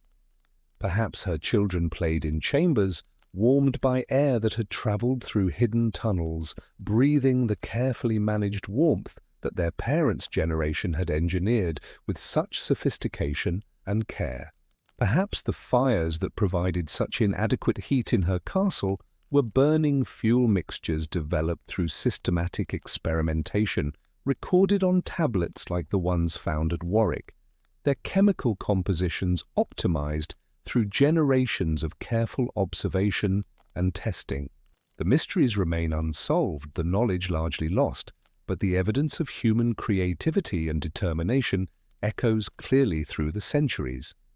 In every carefully carved warming stone, in every precisely engineered tunnel, in every chemical residue that tells of forgotten experiments, we find proof that medieval people were not passive victims of their harsh environment, but active participants in an ongoing struggle to make stone castles into true homes. Standing among these ruins, surrounded by the physical evidence of medieval ingenuity, you realize that the story of castle heating is really the story of human adaptability and persistence. The cold stone walls that once seemed like symbols of medieval austerity and discomfort now reveal themselves as challenges that inspired remarkable creativity and technical innovation. The scattered artifacts of medieval heating technology remind us that comfort is not a modern invention, but a fundamental human need that has driven innovation and experimentation throughout history. The wind picks up as afternoon shadows lengthen across the ruins, and you pull your modern jacket closer against the chill. But now the cold feels different, not like the harsh, inescapable presence it would have been to a medieval castle inhabitant, but like a manageable challenge that human ingenuity has long since learned to overcome. In your pocket, perhaps, you carry a device that would seem magical to Eleanor de Montfort, a smartphone that generates its own warmth, connects you instantly to global networks of knowledge, and provides access to heating and cooling systems that medieval experimenters could never have imagined. Yet the fundamental drive remains the same, the human determination to create comfort, to transform harsh environments into livable spaces, to find solutions that make survival not just possible, but pleasant. The medieval heating innovations hidden in these ruins represent early chapters in that continuing story, reminders that the quest for warmth and comfort has always been one of humanity's most persistent and creative endeavors. As the mysteries of forgotten heating technologies fade into the gentle twilight of imagination, let us return once more to the living castle, not to the archaeological silence of ruins, but to a winter evening in 1294, when the great hall blazes with light and warmth, and the complex social choreography of medieval life unfolds in all its subtle hierarchies and unspoken rules. Tonight is different from the night you spent as a servant in the cold corridors and damp chambers. Tonight is the Feast of Candlemas, a celebration that transforms the castle from its usual state of carefully managed scarcity into a display of abundance that will be remembered and discussed for months to come. The very air seems to shimmer with anticipation, thick with the mingled scents of roasting meat, burning applewood, and the sweet smoke of beeswax candles that flicker like earthbound stars throughout the hall. But even in this moment of celebration, the fundamental realities of stone and cold assert themselves, creating layers of comfort and discomfort that map precisely onto the social structures of medieval society. The castle's bones, those massive limestone blocks quarried from distant hills and mortared with lime and blood, remain eternally indifferent to human warmth, drawing heat from flesh and flame alike with the patient persistence of geological time. The great hall has been prepared with more care and expense than it will see again until Easter. Tapestries that usually hang in storage, woven masterpieces depicting scenes of summer hunts, blooming gardens and mythical beasts in golden meadows, have been brought out and arranged to create an inner wall that stands several feet away from the cold stone surfaces behind it. This creates an insulating airspace that makes the entire room feel warmer, but it also demonstrates wealth. The ability to own enough valuable textiles to literally wall off the harshness of the architecture. The tapestries themselves tell their own story of thermal strategy.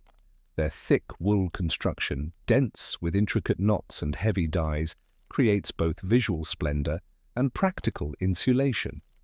Between the woven scenes of courtly life and religious devotion, the spaces trap pockets of air that warm gradually through the evening, creating thermal barriers that push back against the stone's relentless chill. The flickering candlelight catches the golden threads woven through these masterpieces, making them seem to glow with their own inner fire, as if the depicted gardens and forests had brought their own warmth to this winter celebration. Additional measures have been taken that speak to the castle's understanding of heat management. Reed mats have been laid over the usual rushes on the floor, creating an extra layer of insulation between human feet and cold stone. These mats, woven tight and thick, trap warm air in their fibers and provide cushioning that makes standing and walking more comfortable throughout the long evening.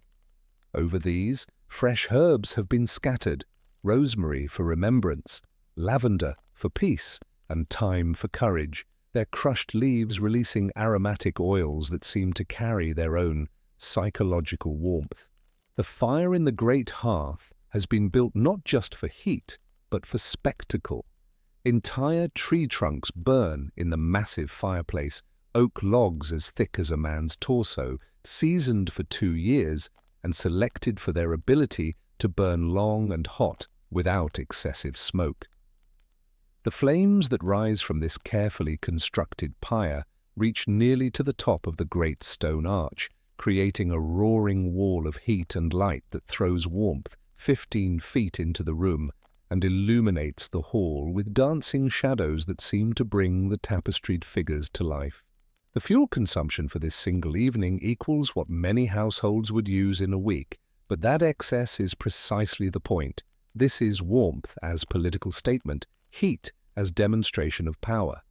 Behind this great fire, a constant stream of servants feeds its hunger, bringing carefully selected wood that has been stored in covered sheds and dried in the castle's warming chambers. Apple and cherry wood add sweet smoke to the air, while birch bark crackles with bright flames that please the eye, and steady oak provides the deep, sustained heat that will carry the celebration through the long winter night. The fireplace itself is an engineering marvel designed by master masons who understood the relationship between stone, flame, and human comfort. Its opening is precisely calculated to create maximum heat radiation while preventing dangerous downdrafts, and its interior surfaces are lined with fire-resistant stones that absorb heat during the burning and continue radiating warmth long after the flames die down. The massive iron andirons that support the burning logs are works of art in themselves, forged by the castle's smiths into shapes that honor both function and beauty. Serpentine curves that allow air to flow beneath the logs while creating surfaces that reflect heat back into the room. Around this great fire, the seating arrangements tell a story about the hierarchy of warmth that governs medieval social life. The high table, where the lord and his most important guests sit, is positioned to catch the maximum benefit from the fire's radiance. Their chairs are heavy wooden constructions with high backs designed not just for dignity, but to trap and reflect heat toward the occupants' bodies. These seats, carved from seasoned oak and polished to a warm glow, are positioned at precisely the right angle to catch the fire's heat, while avoiding the smoke and sparks that occasionally escape the great chimney. Cushions stuffed with down provide insulation from cold wooden seats, their silk coverings protecting the fine feathers while allowing heat to penetrate to the sitter's body. Each place setting includes a small metal brazier filled with glowing coals to warm hands between courses, miniature versions of the great fire fed with charcoal that burns cleanly and provides steady, controllable heat. These personal warming devices are works of craftsmanship, with perforated brass covers that allow heat to escape while preventing accidents, and handles wrapped in leather to prevent burns when they need to be moved or adjusted.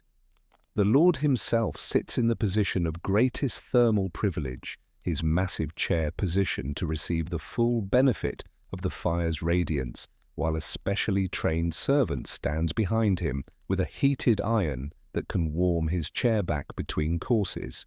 His clothing reflects this access to warmth, robes of finest wool dyed in deep blues and purples, lined with the soft underfur of northern martens, and cut with inner layers that can be adjusted as the evening progresses and the fire's intensity changes. A hot brick wrapped in silk sits beneath his feet, replaced hourly by servants who heat fresh ones in the kitchen fires. The lady beside him occupies a position of almost equal thermal comfort, her chair angled to catch reflected heat from both the great fire and her husband's personal brazier.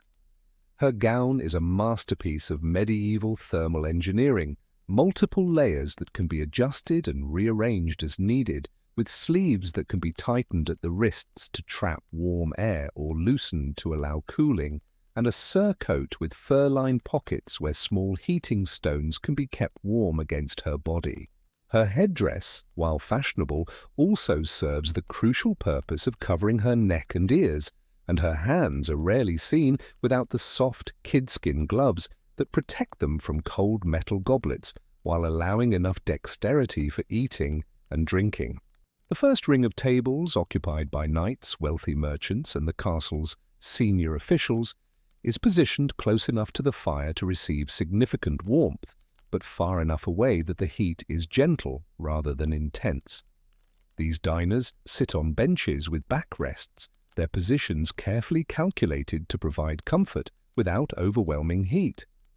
The benches themselves are works of practical craftsmanship, with curved backs that help trap body heat and armrests positioned to allow comfortable dining while maintaining warmth. While they don't have individual braziers, they share communal warming devices, metal vessels filled with hot stones that can be passed from person to person, and small charcoal burners that move up and down the table as needed. These shared heat sources create their own social dynamics, requiring coordination and courtesy as diners negotiate access to warmth while maintaining the formal dignity appropriate to their station. The stones used in these communal warmers are carefully selected river rocks that hold heat well and don't crack when exposed to extreme temperatures, heated in the kitchen fires and transported to the table in special iron carriers that protect servants' hands while maintaining the stone's temperature. The second ring, where lesser nobles, skilled craftsmen and prosperous farmers sit, occupies the space where the fire's heat begins to fade into the general chill of the stone hall. These guests have brought their own small warming devices, hand warmers filled with hot coals that have been prepared at home and carried carefully to the feast, heated stones wrapped in cloth that can be tucked against the body or held in cold hands, even bottles made of pottery or leather filled with hot water and tucked against their bodies beneath heavy cloaks. Their comfort depends not on the castle's provision, but on their own foresight and preparation. These middle-rank diners display their wealth and ingenuity through the quality and variety of their personal warming devices. A successful merchant might bring an ornate hand warmer made of decorated brass, while a skilled craftsman shows off a clever, double-walled cup that keeps heated wine warm for hours. Their clothing strategies are more complex than those of the highest nobles. They must balance warmth with mobility, since their social obligations require them to move frequently throughout the hall, paying respects to superiors, conducting business conversations, and maintaining the social connections that are essential to their prosperity. Beyond the reach of the great fire's warmth, at tables placed along the cold stone walls, sit the servants, labourers, and common folk whose presence is required for the celebration, but whose comfort is not a primary concern. They huddle in their warmest clothing, layers of wool and linen that represent their life's savings in warm garments, shared cloaks that can cover multiple people, and caps and hoods that can be pulled down to protect ears and necks from the cold stone walls that seem to radiate chill even in the presence of the great fire. These outer tables create their own microclimate of shared warmth, with diners sitting pressed close together, not just for conversation, but for survival. They share body heat by arranging themselves strategically, larger people on the outside to shield smaller ones from drafts, elderly diners positioned closest to any available heat source, children tucked between adults who can share their cloaks and body warmth. They supplement the inadequate warmth with hot food and mulled wine that provides internal heat, even as their extremities grow numb from the cold, and they develop techniques for maintaining circulation, rubbing hands together, stamping feet, and shifting position regularly to prevent the settling chill that comes with sitting still in cold spaces. The mulled wine served at these outer tables is more than refreshment. It's a necessity, heated with spices that create internal warming and served in wooden cups that don't conduct cold as metal goblets do. The spices themselves, cinnamon, cloves, ginger, and nutmeg, are costly imports that represent a significant investment in the comfort of common diners, their warming properties as valuable as their exotic flavors. These beverages are prepared in great cauldrons, kept warm over secondary fires, and servants move constantly through the outer areas, refilling cups and ensuring that everyone has access to the internal warming that makes the evening bearable. The servers who move between these tables carry more than food and drink. They carry heat itself, in the form of heated serving vessels, warm bread wrapped in cloth that has been warmed by kitchen fires, and tankards of hot beverages that must be consumed quickly before they cool to the temperature of the stone room. Their movements create a constant circulation of warmth through the hall, but also highlight the temporary nature of that warmth. A bowl of soup that steams when served at the high table has lost most of its heat by the time it reaches the outer tables, creating a thermal gradient that mirrors the social gradient of the evening's participants. These servers have developed their own strategies for managing the extreme temperature variations they face throughout the evening. They wear clothing that can be quickly adjusted, cloaks that can be thrown off when working near the great fire, and quickly resumed when moving to cold areas, gloves that can be easily removed for handling food, and just as easily replaced when carrying cold metal vessels, and shoes with thick soles that provide insulation from cold stone floors, while remaining flexible enough for quick movement. The serving vessels themselves reflect the thermal challenges of the evening. Those used at the high table are made of materials that hold heat well, pewter and silver that can be preheated and maintain temperature longer, clay vessels with thick walls that store heat in their mass, and wooden bowls that don't conduct cold as rapidly as metal. At the outer tables, the serving pieces are often made of wood or thick pottery that may not hold heat as long, but also doesn't become painful to touch when cold, allowing diners to handle their food and drink without discomfort, even as temperatures drop. The clothing worn by different social classes tells its own story about access to warmth and the strategies people developed to cope with cold. The lord wears robes lined with marten fur, a luxury that provides both insulation and status. The marten pelts, with their dense underfur and glossy guard hairs, represent months of trapping in northern forests and the skill of furriers who know how to prepare and preserve the pelts for maximum warmth and beauty. His sleeves are designed with inner cuffs that can be pulled down to cover his hands when he's not actively eating, and his outer robe is cut long enough to wrap around his legs like a blanket when he's seated. The construction of noble clothing reveals sophisticated understanding of thermal management. Multiple layers create insulating air spaces, while careful tailoring allows for adjustment as temperature conditions change throughout the evening. Inner garments of fine linen wick moisture away from the skin while providing a smooth foundation for outer layers. Middle layers of wool provide insulation and warmth, and outer garments of silk or fine wool resist wind and retain body heat while displaying the wealth and status of the wearer. The lady's costume is even more complex, reflecting both fashion and function in its elaborate construction. Her chemise, made of fine linen bleached white and soft as silk, sits against her skin to absorb moisture and provide a smooth foundation for the layers above. Over this, a kirtle of wool dyed in rich colors provides the primary insulation, its close-fitting bodice trapping warm air, while its full skirts can be arranged for maximum coverage and warmth. Finally, her surcoat, a garment that represents months of skilled needlework, provides both beauty and functionality, with sleeves that can be adjusted for temperature, a neckline that can be raised or lowered as needed, and hidden pockets where small warming devices can be concealed. The knights and nobles in the first ring wear similar multiple-layer strategies, but their materials reflect their slightly lower status in the hierarchy: rabbit fur instead of marten, fine wool instead of silk for inner layers, well-crafted leather instead of precious metals for accessories. Their clothing must balance warmth with mobility, since their social obligations require them to move frequently throughout the evening, rising to greet important arrivals, participating in toasts and ceremonies, and maintaining the complex web of relationships that define medieval noble society. The merchants and craftsmen in the second ring display their wealth through the quality of their warm clothing while demonstrating their practical knowledge of thermal management.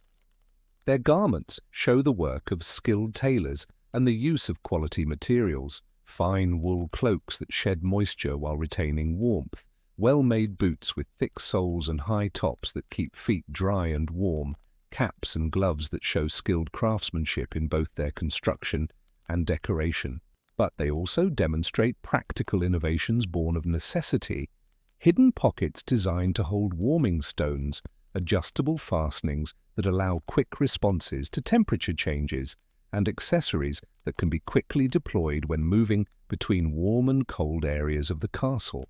The meal itself reflects this hierarchy of warmth in subtle but significant ways that extend far beyond simple service order. The food served at the high table arrives hot and remains warm throughout each course because individual portions are small and consumed quickly, and because the proximity to the great fire helps maintain temperature. The dishes are served in vessels specifically chosen for their heat retention properties: silver plates that can be preheated and hold temperature well, covered serving dishes that trap steam and maintain warmth, and individual portions served in small containers that minimize heat loss. The menu at the high table is carefully planned to take advantage of optimal serving temperatures. Roasted meats are carved immediately before serving, their juices still bubbling from the fire. Sauces are prepared in small batches and kept warm in heated serving vessels.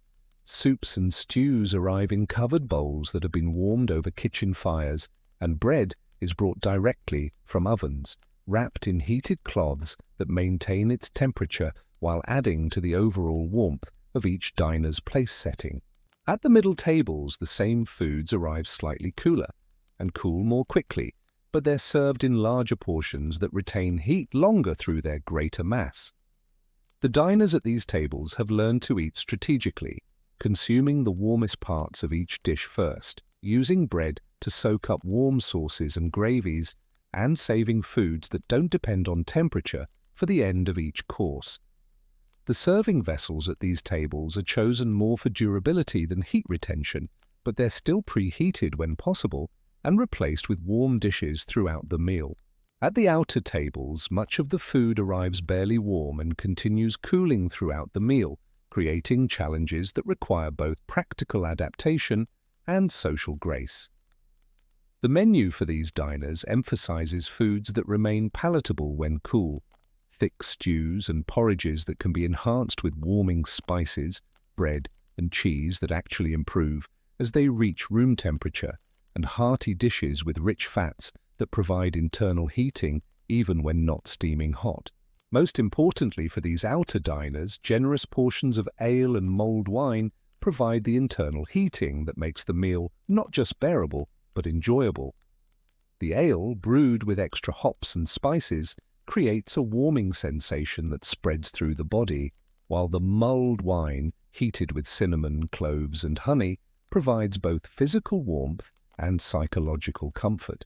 These beverages are served throughout the meal, ensuring that even as the food cools, each diner maintains the internal warmth necessary for comfort and celebration. The entertainments planned for the evening reflect the castle's thermal realities in ways that extend far beyond simple comfort considerations. Minstrels and storytellers are positioned near the fire, not just for acoustics and visibility, but because their instruments, lutes with delicate wooden bodies, harps with strings that change pitch in cold air, recorders made of wood that can crack in extreme cold, function better when warm. The leather drumheads stay flexible and resonant, the wooden instruments maintain their tuning, and the musicians themselves can perform with greater dexterity when their fingers aren't stiff with cold. The stories and songs chosen for winter celebrations often emphasize themes of warmth, spring, and comfort, providing psychological heat to complement the physical warmth of fire and food. Tales of summer adventures, songs about green meadows and blooming flowers, and epic poems that transport listeners to warm southern lands all serve to create mental associations with warmth and comfort that help combat the physical realities of the cold stone hall. Dancing, when it occurs, serves multiple purposes that extend far beyond entertainment and social display. The vigorous movement generates significant body heat, with some dances so energetic that participants must remove outer layers to avoid overheating, despite the cold hall. The physical activity increases circulation, bringing warm blood to extremities that might otherwise grow numb in the cold air. And the close physical contact required by many medieval dances allows participants to share body heat while maintaining the social propriety required by their station. The dances themselves are often carefully choreographed to maximize warming effects, rapid movements that increase heart rate and circulation, lifting and spinning that gets blood flowing to all parts of the body, and formations that allow multiple people to share warmth while participating in the communal celebration. The musicians often play increasingly vigorous tunes as the evening progresses and the great fire burns lower, encouraging more energetic dancing that helps combat the gradually cooling air. As the evening progresses and the great fire burns lower, the social dynamics of the hall shift in ways that reflect the changing thermal environment. The massive logs that created such spectacular flames in the early evening gradually settle into glowing coals that provide steady, radiant heat but less dramatic light and warmth. This transition requires constant attention from the servants responsible for fire management, who must balance the competing demands of maintaining heat, conserving fuel, and preparing for the eventual banking of the fire that will carry some warmth through the night. People begin moving closer to the fire, but in carefully observed order of precedence that reflects both social hierarchy and thermal necessity. The most important guests maintain their positions at the high table, but their servants and attendants may be permitted to stand behind them, closer to the heat source, creating a human barrier that helps trap warm air around their masters while warming themselves in the process. Lesser nobles gradually shift their chairs and benches inward, creating a slow compression of the social space around the dwindling warmth. This gradual migration toward the fire creates its own social choreography, as participants must balance their need for warmth with their obligations to maintain proper social distance and hierarchy. A knight cannot simply push his way closer to the fire if it means displacing a merchant of higher standing, but he can gradually angle his seat to catch more radiant heat, or position himself to take advantage of warm air currents created by other people's movement around the hall. The servants who have been working throughout the evening face perhaps the greatest thermal challenges as the night progresses. They must continue moving constantly between the hot kitchen areas where great fires roar beneath massive cooking vessels, the increasingly cool zones near the great fire, The cold middle areas of the hall, where drafts from corridors and stairways create unpredictable air currents, and the frigid service passages that connect different parts of the castle and never see direct heating of any kind. Their clothing must be incredibly versatile to accommodate these extreme temperature variations. Garments that can be quickly removed when working over kitchen fires and just as quickly replaced when carrying cold metal serving pieces through freezing corridors. They develop personal techniques for rapid warming during brief breaks, wrapping their hands around heated serving vessels, standing close to kitchen fires long enough to absorb heat into their clothing, or simply moving their bodies vigorously to generate the internal heat necessary to continue their work. As midnight approaches and the formal celebration begins to wind down, the castle prepares for what might be called the ritual of putting the fire to bed, a carefully orchestrated process that reflects both practical necessity and social hierarchy. This is not simply a matter of allowing the great fire to burn out naturally, which would waste valuable fuel and create safety hazards as partially burned logs settle and shift. Instead, it requires the skill of experienced servants who understand fire management, the politics of heat distribution, and the complex timing required to provide warmth for the final stages of the evening while preparing for the cold night ahead. The fire is gradually reduced through careful removal of unburned wood, strategic positioning of remaining logs to create maximum radiant heat from glowing coals, and the addition of special slow-burning materials that will provide steady heat for several hours after the formal celebration ends. This process requires constant attention and considerable skill, as the servants must balance immediate heating needs against fuel conservation and safety concerns. The most important guests are served final warm beverages as part of this evening end ritual: spiced wine heated over the dying coals of the great fire, warm milk mixed with honey and herbs that will help them sleep despite cold bedchambers, or hot broths enriched with warming spices that provide internal heating for their journey through cold corridors to their sleeping quarters.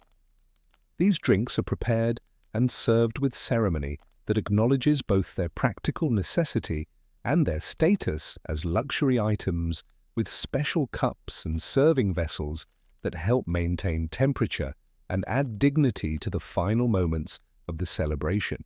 As people begin to leave the Great Hall, they follow informal but well-understood protocols that maximize everyone's access to the remaining warmth while maintaining proper social order.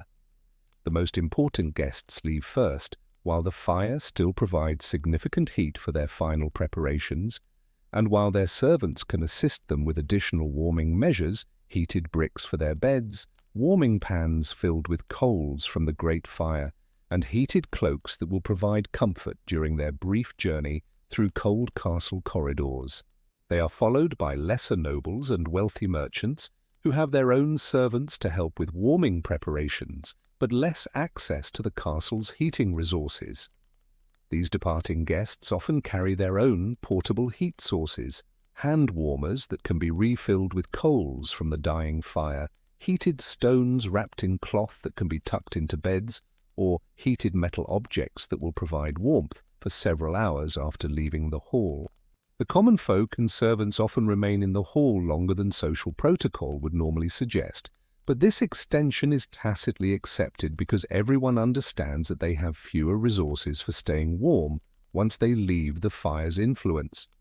They use this extra time to absorb as much residual heat as possible to warm personal items that will help them through the cold night, and to share resources and strategies for maintaining warmth in quarters that have no individual heating. The servants who must clean up after the celebration face perhaps the harshest thermal transition of the entire evening. They work in a hall that grows progressively colder as the great fire dies from flames to coals to glowing embers to grey ash, handling metal serving pieces that quickly become painful to touch as they lose the warmth absorbed from heated food, clearing away dishes filled with food that congeals and hardens as it reaches the temperature of the stone room, and working by the light of torches and candles that provide minimal heat compared to the great fire that had dominated the early evening. Their clean-up work continues long after most of the castle's residents have sought the relative warmth of their beds, turning what had been a celebration of abundance and community into a quiet demonstration of the endurance and skill required for daily survival in a medieval castle. They must work efficiently to finish before the cold becomes unbearable, but also carefully to preserve valuable items and maintain the standards of cleanliness and order expected in a noble household. These final servants develop their own strategies for managing the brutal cold of the post-celebration cleanup. They work in teams when possible, sharing body heat and taking turns at the most difficult tasks. They use heated water not just for cleaning, but for warming their hands and tools, and they position burning torches strategically to create small islands of warmth in their work areas.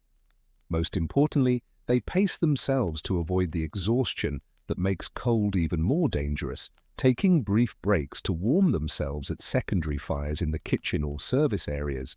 The metal serving pieces that had been heated for the celebration become almost weapons of cold in the post-feast environment, conducting heat away from any warm hands that touch them and requiring special handling techniques to avoid injury.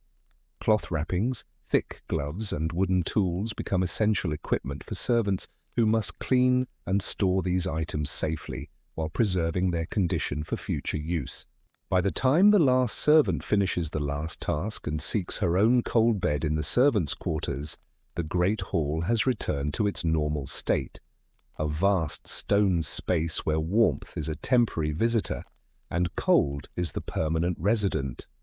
The ashes in the great fireplace will be cold by morning, carefully banked with sand and stone to preserve any remaining coals while preventing accidental fires. The tapestries will be taken down and returned to storage, their brief service as thermal barriers ended until the next great celebration. The hall will resume its usual function as a space where comfort must be carefully managed. Heat is always a precious and limited resource, and survival depends on understanding the complex relationship between architecture, fire, clothing, and human ingenuity. The silence that settles over the empty hall is profound, no longer filled with conversation, laughter, music, and the constant crackling of the great fire. It becomes a space where the only sounds are the subtle settling of cooling stone, the whisper of cold air moving through corridors and chambers, and the distant sounds of a castle preparing for the deep sleep of a winter night. This transformation from celebration to solitude reveals the temporary nature of human comfort in medieval environments. All the elaborate preparations, expensive materials, careful social arrangements, and skilled service that had created the evening's warmth and beauty were ultimately borrowed against the fundamental reality of cold stone and winter air. The feast had been a brief victory over the environment, but as the last embers die and the last voices fade, the stone walls reclaim their dominion, and the castle returns to its natural state of magnificent, austere cold. This single evening of celebration reveals the complex ways that medieval society organized itself around the basic challenge of staying warm in cold stone buildings. Every aspect of social life, seating arrangements that reflected both hierarchy and thermal strategy, clothing choices that balanced fashion with survival needs, food service that managed heat as carefully as flavor, entertainment that generated warmth as well as pleasure, and even the timing of conversations and social interactions was influenced by the thermal realities of castle architecture. Wealth and status were measured not just in terms of land holdings, gold reserves, or political influence, but in access to warmth, comfort, and the luxury of making choices based on preference rather than the simple need to avoid freezing. The evening's celebrations had demonstrated these hierarchies in dozens of subtle ways, from the quality of furs in noble clothing to the proximity of seating to the great fire, from the temperature of food when it reached each table to the availability of personal warming devices and heated beverages. The social relationships formed and maintained during the evening were themselves shaped by thermal considerations, Alliances might be strengthened by sharing warmth, status could be demonstrated through the provision of heating for others, and practical knowledge about staying warm became a form of social currency that could be traded and shared across class boundaries. As sleep begins to claim both the castle's residents and our own consciousness, we're left with a deeper understanding of how profoundly the physical environment shaped medieval social life. The hierarchies of warmth that governed that winter feast were not just about comfort. They were about survival, dignity, and the fundamental human need to create meaning, beauty, and community even under the harshest physical conditions. The feast had demonstrated humanity's remarkable ability to transform necessity into celebration, to create abundance from scarcity, and to build complex social structures that acknowledged both the realities of physical survival and the importance of beauty, ceremony, and shared joy. In transforming the challenge of staying warm into an opportunity for social display, artistic expression, and community celebration, the medieval feast revealed the deep human capacity to find meaning and create culture even in the most challenging circumstances. The last embers in the great fireplace fade to darkness, and the castle settles into the deep quiet of a winter night, where stone walls breathe with cold and every warm bed becomes a small island of humanity in an ocean of chill. But the memory of warmth shared, community created, and beauty celebrated will linger long after the physical heat has dissipated, reminding us that human civilization is ultimately built not just on stone and fire, but on the more enduring warmth of shared experience, mutual care, and the endless human capacity to create light in the darkness. And so our long journey through the cold corridors of medieval time draws to its gentle close. We have walked in the frozen footsteps of a castle servant, felt the bone-deep chill of stone floors beneath thin-soled shoes, and experienced the relentless negotiation between human comfort and architectural reality that defined daily life in those distant centuries. We have accompanied Eleanor de Montfort through a lifetime spent within stone walls, watching how even privilege and noble birth could not entirely shield someone from the fundamental challenges of staying warm in buildings designed for war rather than comfort.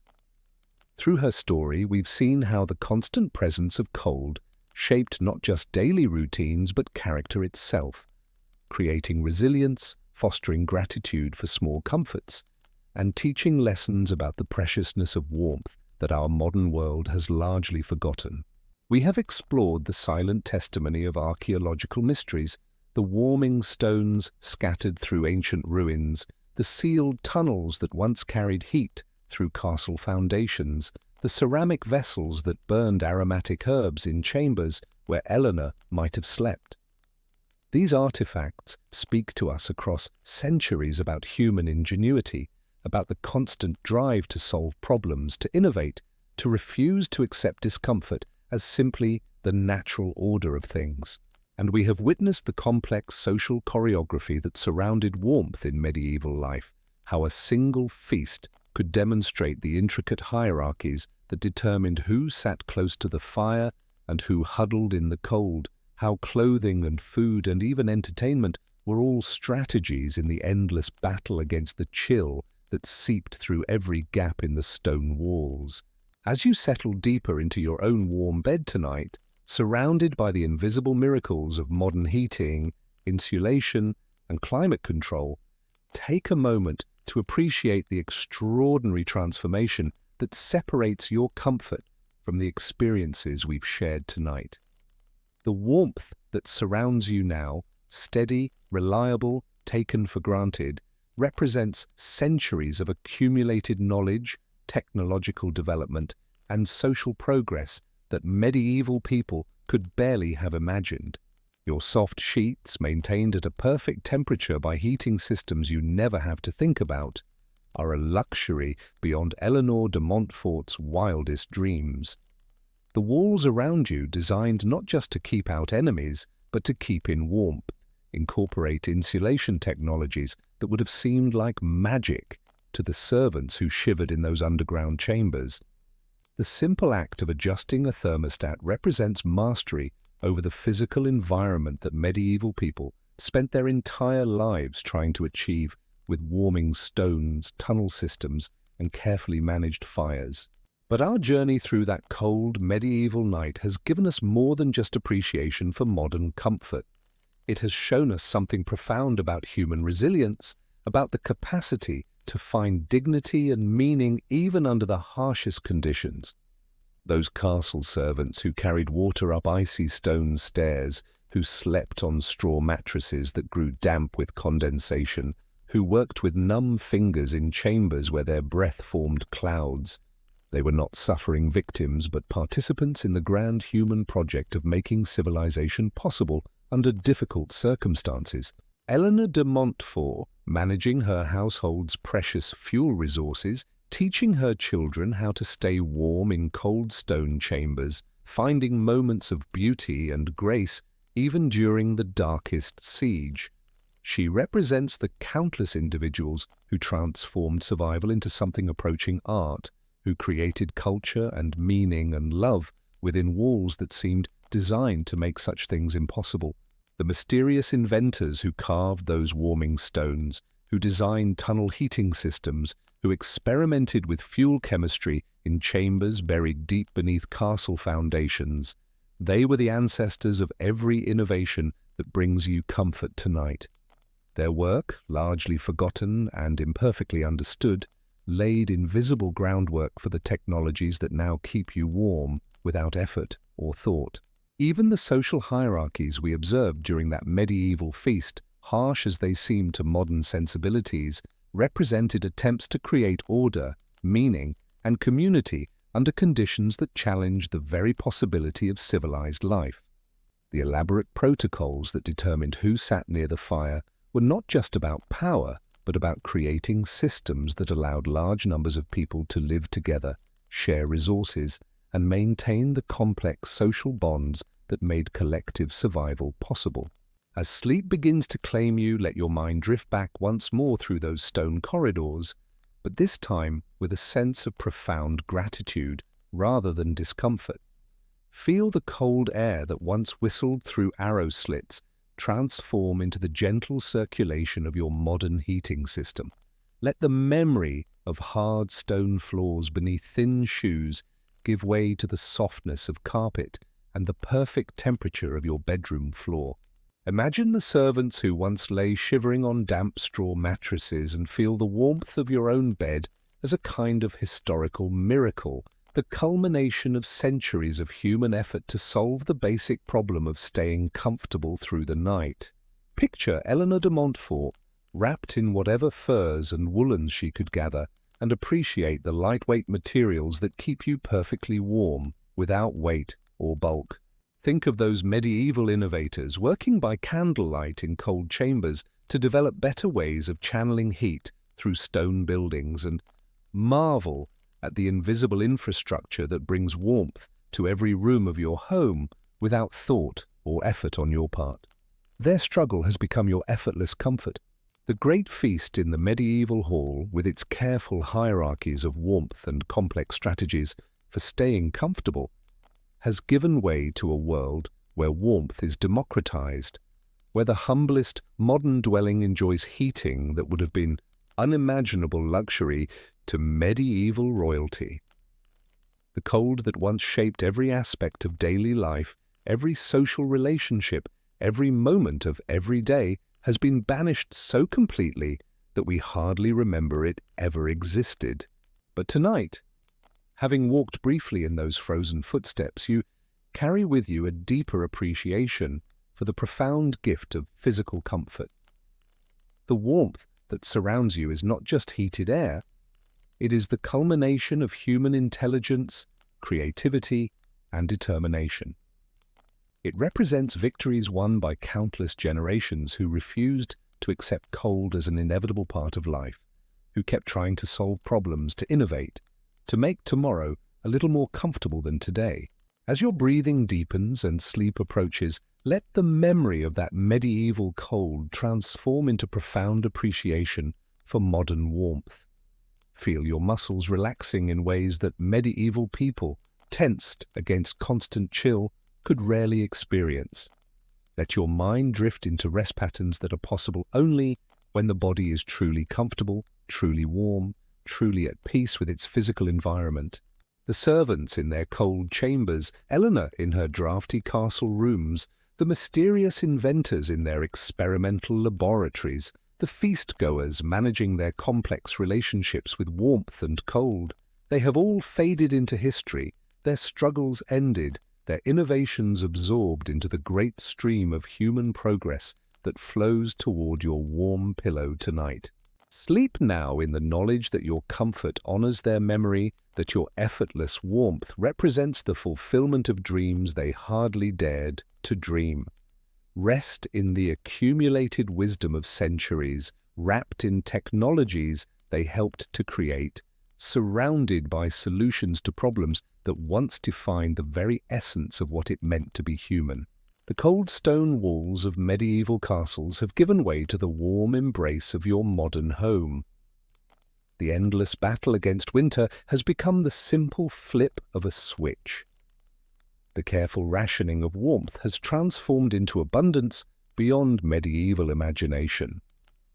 And in that transformation lies one of humanity's greatest and quietest triumphs, the conquest of cold, the democratization of comfort, the creation of a world where no one need spend a single night shivering on damp straw, listening to winter wind whistle through arrow slits, wondering if morning will ever come.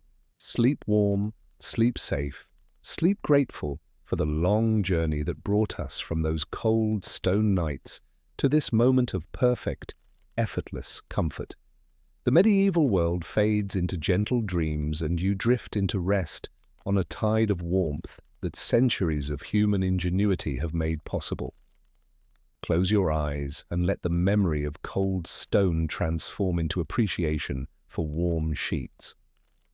Let the echo of medieval voices fade into the quiet hum of modern heating systems.